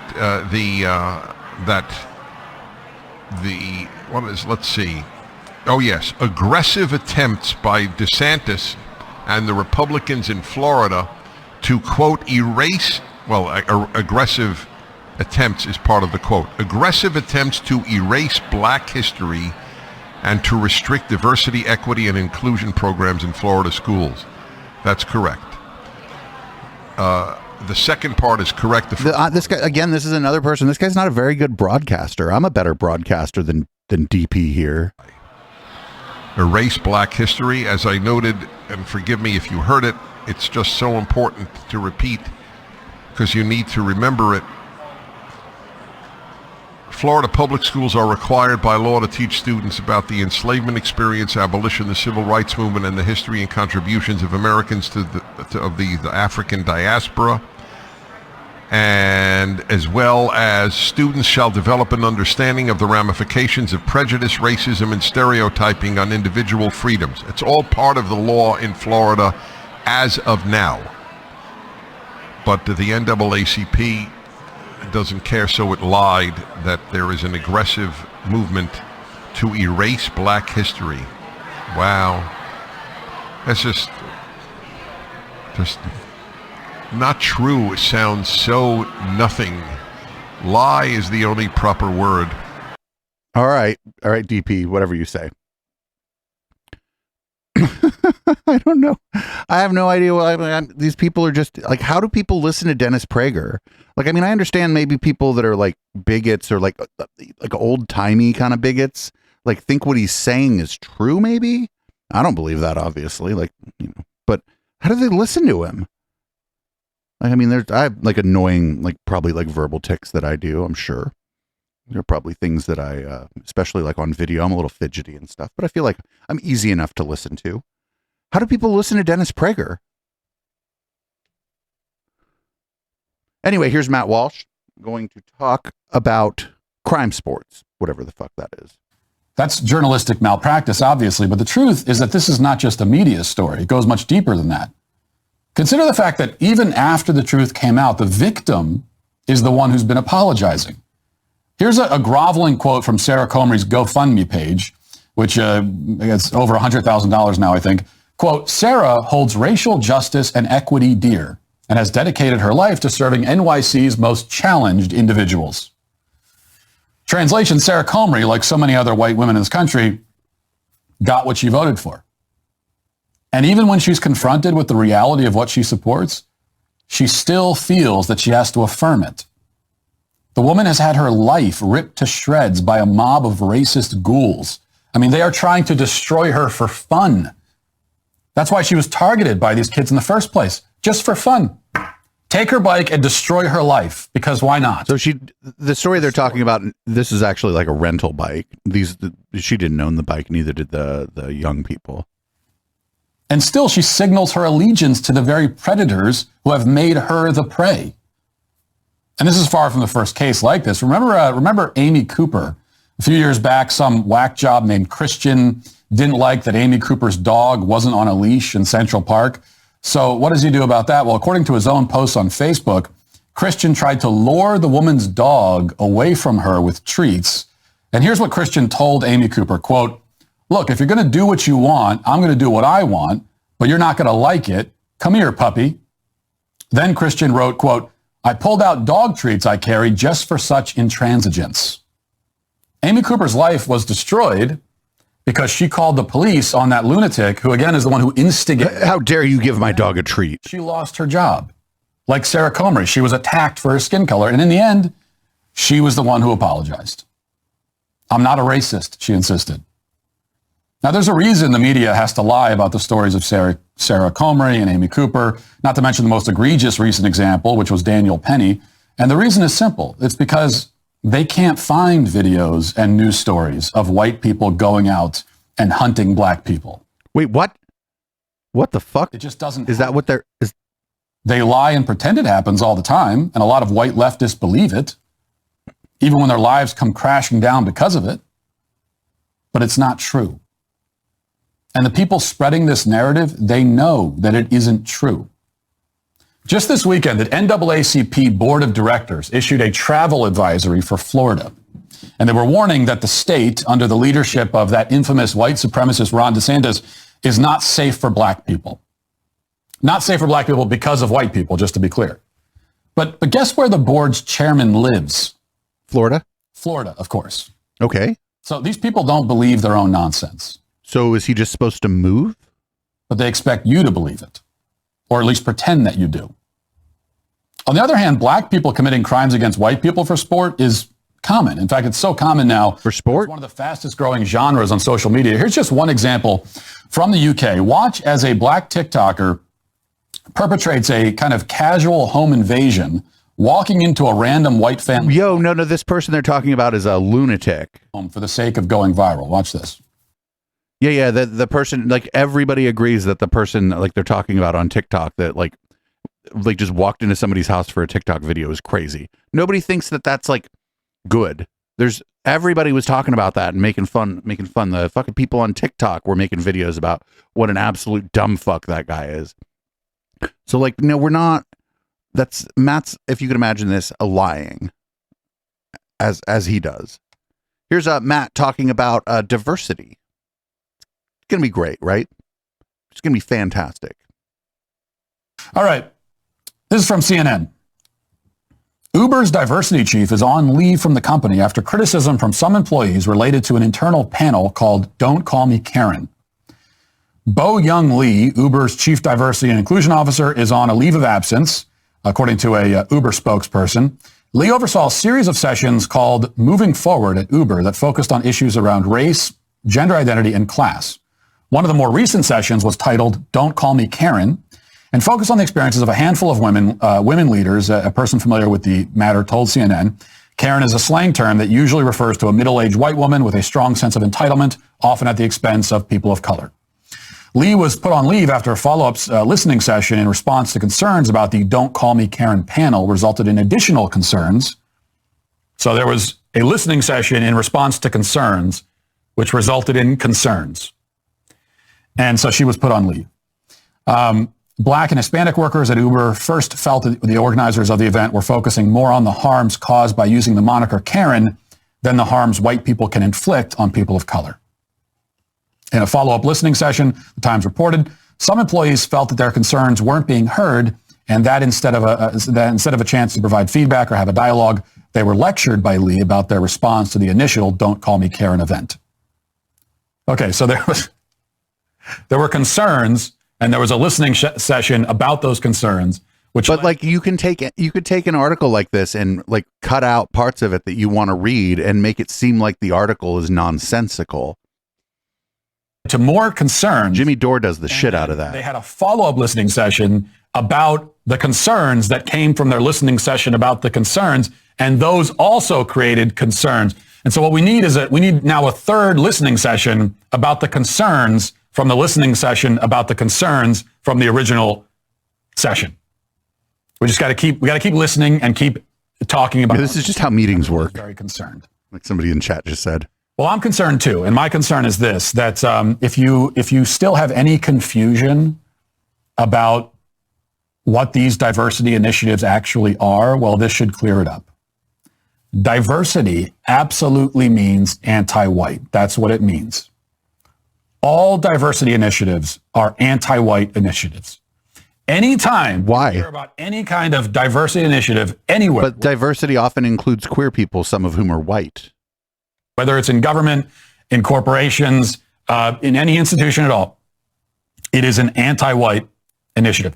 Diversity is an anti-white conspiracy. And you can clip that and cut it and post it on Twitter, because I know you will, because that's what it is. Media Matters did exactly that, yeah. Doubted it. Well, here you go. Because the diversity chief at Uber tried to do one thing, okay, host one event. This was one session, as part of a series where they were talking all about diversity and all the ways that, quote unquote, people of color are victimized.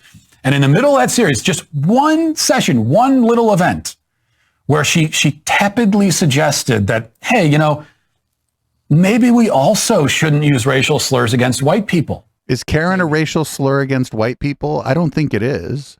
I think it's a description of a kind of person who behaves in a certain way. You know, maybe we shouldn't do that. And just that one time, and she was fired for it. The black... No, she wasn't fired. She was put on leave. No, she wasn't fired. You're just lying now. Offended. They were offended by it. 99.99999% of all diversity and equity material and all training is all about telling the black and Hispanic workers how great they are and how wonderful they are and how persecuted they are and how everyone else is out to get them and they're right about everything. That's 99.999% of everything.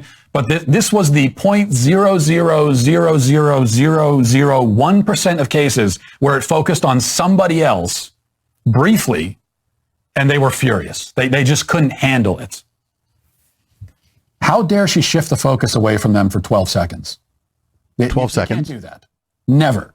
How dare she suggest, most of all, that they should actually maybe treat white people with some level of basic human respect and decency? Because that was the really egregious thing, is that not only did this diversity chief briefly shift the focus away from, you know, racial minorities to talk about white people, but she also suggested that if you're a racial minority, and I doubt that she put it this frankly, but this was the implication. She suggested that if you're a racial minority, maybe there are some standards of conduct that apply to you too. Maybe. Like maybe you can't just say whatever you want all the time. Maybe there's times when you should also think about what you're saying and treat. Yes, Uber is a company famous for treating black and brown people very well. My God, anybody look into the history of Uber. With respect, maybe. And because she did that, she's now fired or on a leave of absence anyway. Because that's not what these programs are supposed to be about. They're supposed to be anti-white. He misrepresented things. He corrected himself there after saying that this person was fired. You could have a thing, don't call me Karen, right? Well, there could be an open dialogue about that, but Uber's history on this stuff is pretty bad. And so that's probably being taken into account. I don't know. There's new sheriffs in town over at Uber, and they may be doing a better job. I certainly hope they are, because people do work there, and the drivers for Uber deserve to be, treated a little bit better. But they have a pretty nasty history over there at Uber. And, maybe they just have kind of a zero tolerance policy for shit that could make them look bad. After all, they were using the Uber software to spy on celebrities. They were doing all kind of shit. So yeah, maybe they're a little trigger happy over there about stuff, as well they should be. Here's the Daily Wire C team, Michael Knowles, talking about pride. We're a few days out now, week out from Rainbow Month. So another company has gone gay. This is Which company? Commercial actually from some years ago. I think it's about 2 years ago. It's just come back up though. It has made it. So they went gay 2 years ago? In the wake of Anheuser-Busch destroying the most popular beer. Anheuser-Busch, get the fuck out of here. Which company is it? This certainly would pain the founder of this company. Ford Motor Company, super duper gay. Take it away, Ford. This would pain the founder of Ford. Henry Ford was a Nazi. I don't call people that. You notice I don't use that word very often. Henry Ford was a Nazi.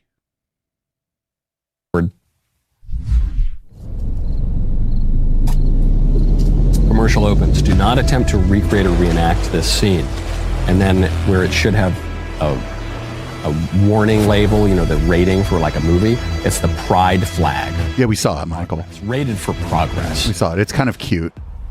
Here we go. We got 2 mud-soaked Ford trucks. Go, baby. One looking meaner than the next. They're off-roading. They're driving hard. They're driving fast. Driving through water. Anybody surprised that Michael Knowles didn't make it as an actor? And but then the water washed all the mud away, and it's gay. That's a dope truck. The truck has. I don't even like trucks. I'd rock the gay truck on it, which for virtually all of human history was a sign, a symbol given by God of his covenant with mankind that he would never again destroy the world in a flood. Now it just symbolizes weird sex stuff and weird sex stuff. I mean, I'm into it. Sins. And then what happens? The rainbow truck wins. So it's not just maybe it's the upgraded model. The LGBTQ, the trans truck is accepted. It's in the race. It wins. It has to win. The trans truck has got to win. Probably now Ford would not make that commercial. Why? Reason being that Bud Light has been destroyed. I'm not sure Bud Light can ever recover. Formerly the most popular beer in America, I think Anheuser-Busch destroyed that. And they destroyed it in part because they wanted to stand in the middle of the road. So they couldn't totally embrace the Dylan Mulvaney beer can, but they also couldn't totally disavow the Dylan Mulvaney beer can because the audience, the consumer base, hated the Dylan Mulvaney trans can, but the investor class, the liberal establishment, the media, the powers that be, they love the trans can, and they exert a lot of control over the companies through things like ESG, through things like GARM, through GARM. What is GARM? All of these international associations and agreements. To the YMCA. Say that if you want access to advertising, if you want access to capital, you've got to toe this crazy woke line. And so Bud Light has been wrecked by that. Now some companies are trying to dial it back. Target decided to hire a Satanist to promote weird trans clothing lines to all sorts of people. No. They bought, like, at the very beginning of this, we saw Ben Collins from NBC tell us what happened. They just bought a couple designs from a designer. Or children's trans clothing lines. There's been backlash against that. Now Target executives reportedly are scrambling. Ford, I assume, is going to try to suppress this commercial. It ain't 2021 anymore. What changed? What changed here is conservatives were able to institute an effective boycott of Bud Light. They just took it a little bit too far, and frat boys and construction workers actually stood up and said, no, we're not going to drink this stuff anymore.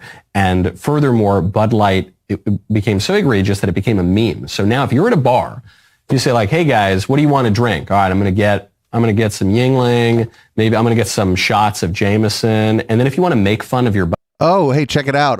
Look up Jameson during Pride. Buddy, you'll say. And Johnny over there, I'm going to get him a Bud Light. Yeah. Take that, Johnny. I'm making fun of you. I'm calling you effeminate. Say, nobody hangs out with you though, Michael. Don't give me a Bud Light, man. Come on. And so it's become a joke. And it's very hard to recover from being a joke. I mean, that's really brutal. Same thing probably happening to Ford here. We've got to keep up that pressure. Matt made this point. He articulated it directly, but this has been the point that has been building for months now, which is we need to make that symbol toxic. The pride flag symbol, we need to make that toxic. We need to have companies think twice about it.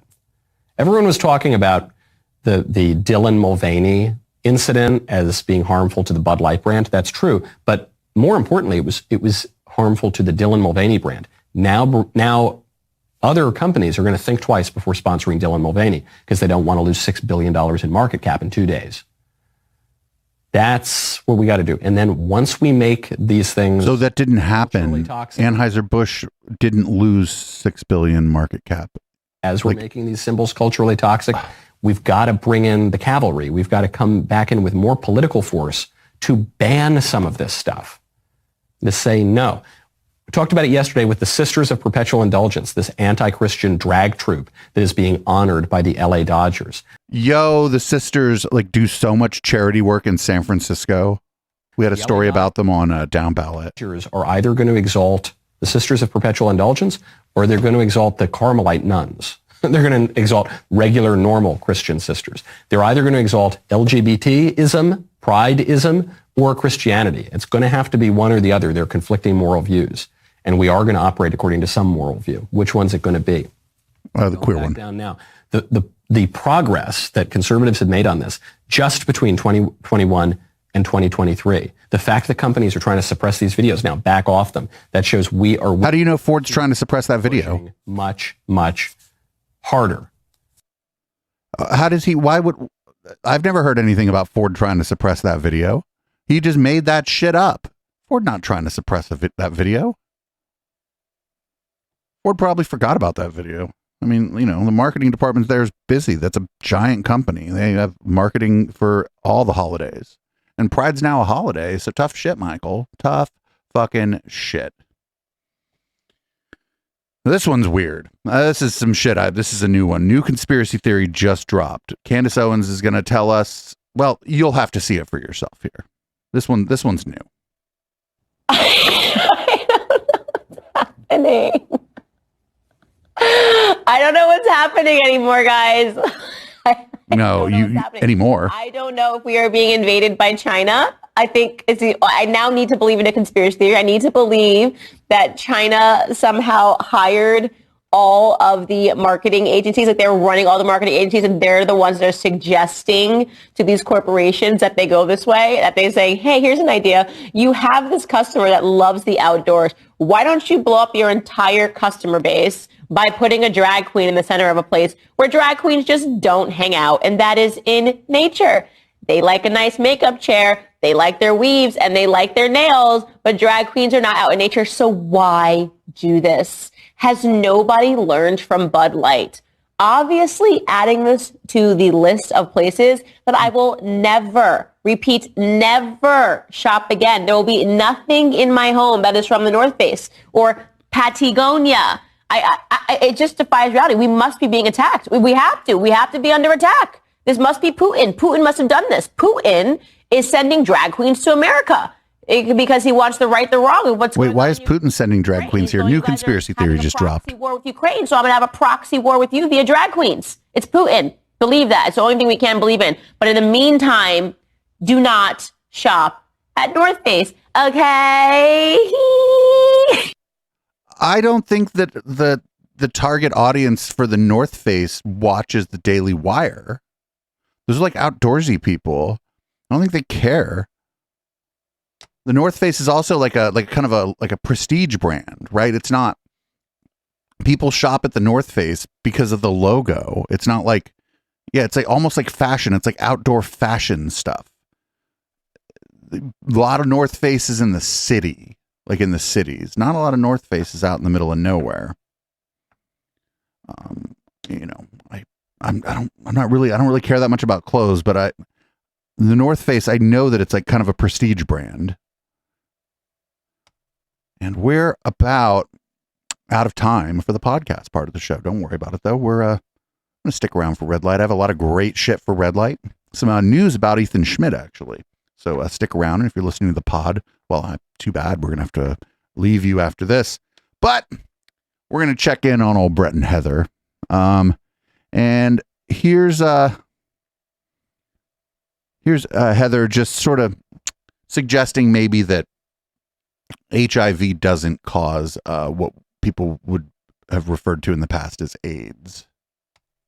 The conversation that we had a while back, after I read Celia Farber's Serious Adverse Events, which is about the history of AIDS and HIV, in which many people, many of which should have known, could have known, including literally 2 Nobel laureates, Luc Montagnier and Carrie Mullis, came to the conclusion, surprising to themselves, that they didn't see any evidence that HIV could be the cause of AIDS. What the I don't remember exactly where each of them came out, but one of the position among, I don't know, let's call it the AIDS dissidents, the HIV dissidents, is HIV may be involved, but it can't be the causal agent given the, so many things. Like what, Heather? but included in which is like all these people with HIV that never manifest with AIDS at all. And that's because of medication. Certain number of people with AIDS that don't have HIV, although that's less common because HIV turns out to be actually a pretty common fellow traveler for a lot of people. Yeah. Wait, what does that mean? A common fellow traveler? What the fuck? That reality caused me to consider whether or not there are other situations like this, right? You know, to what degree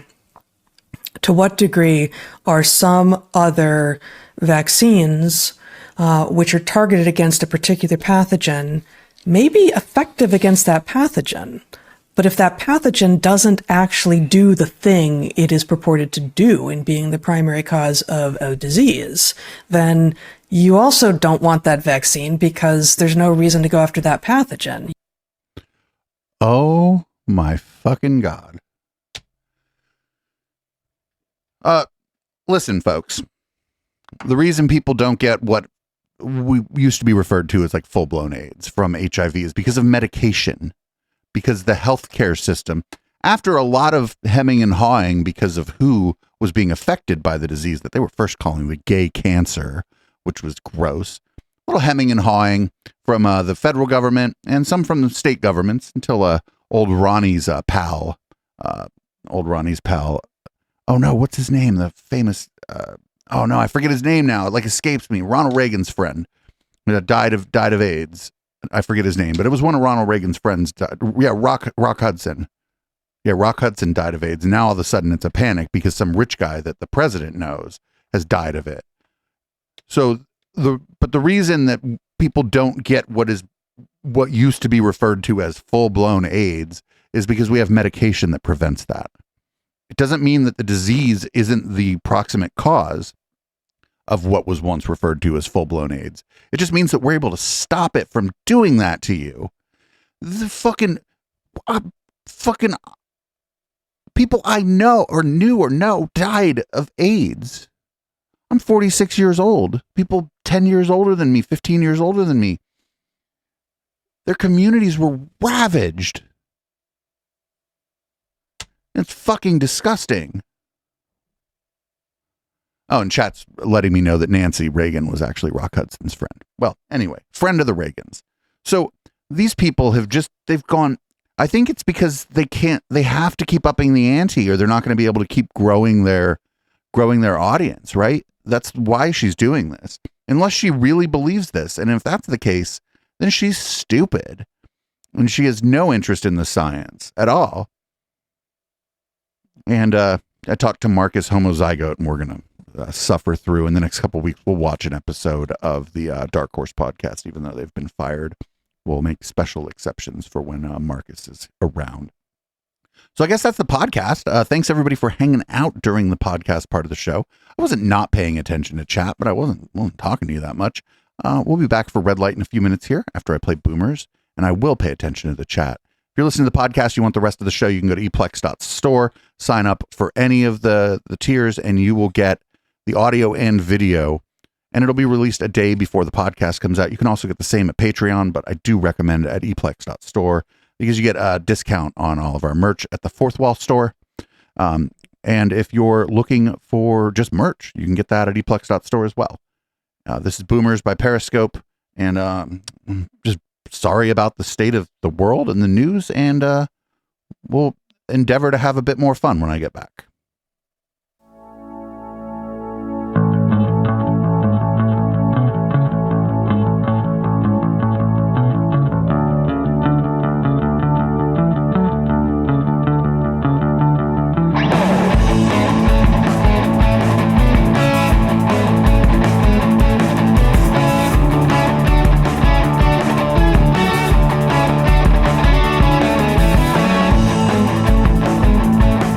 You're a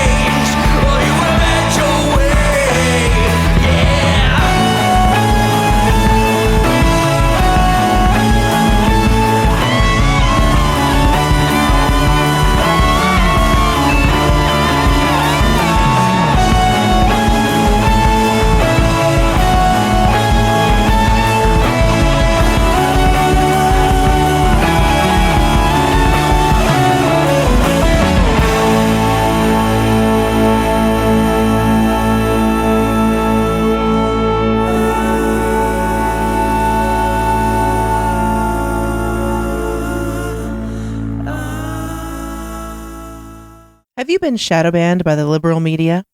Free market got you down? Do you get ratioed on every Twitter post because of your shit takes on literally everything? Then producer Dave and HK are probably watching your 3-hour dissertation on how a tomato cannot possibly be a fruit because gender and critical race theory can be cured with ivermectin. The Intellectual Dollar Tree, every Wednesday at 7 p.m. Pacific. Please leave it a 1-star review on iTunes. Check out the rest of our schedule at echoplexmedia.com.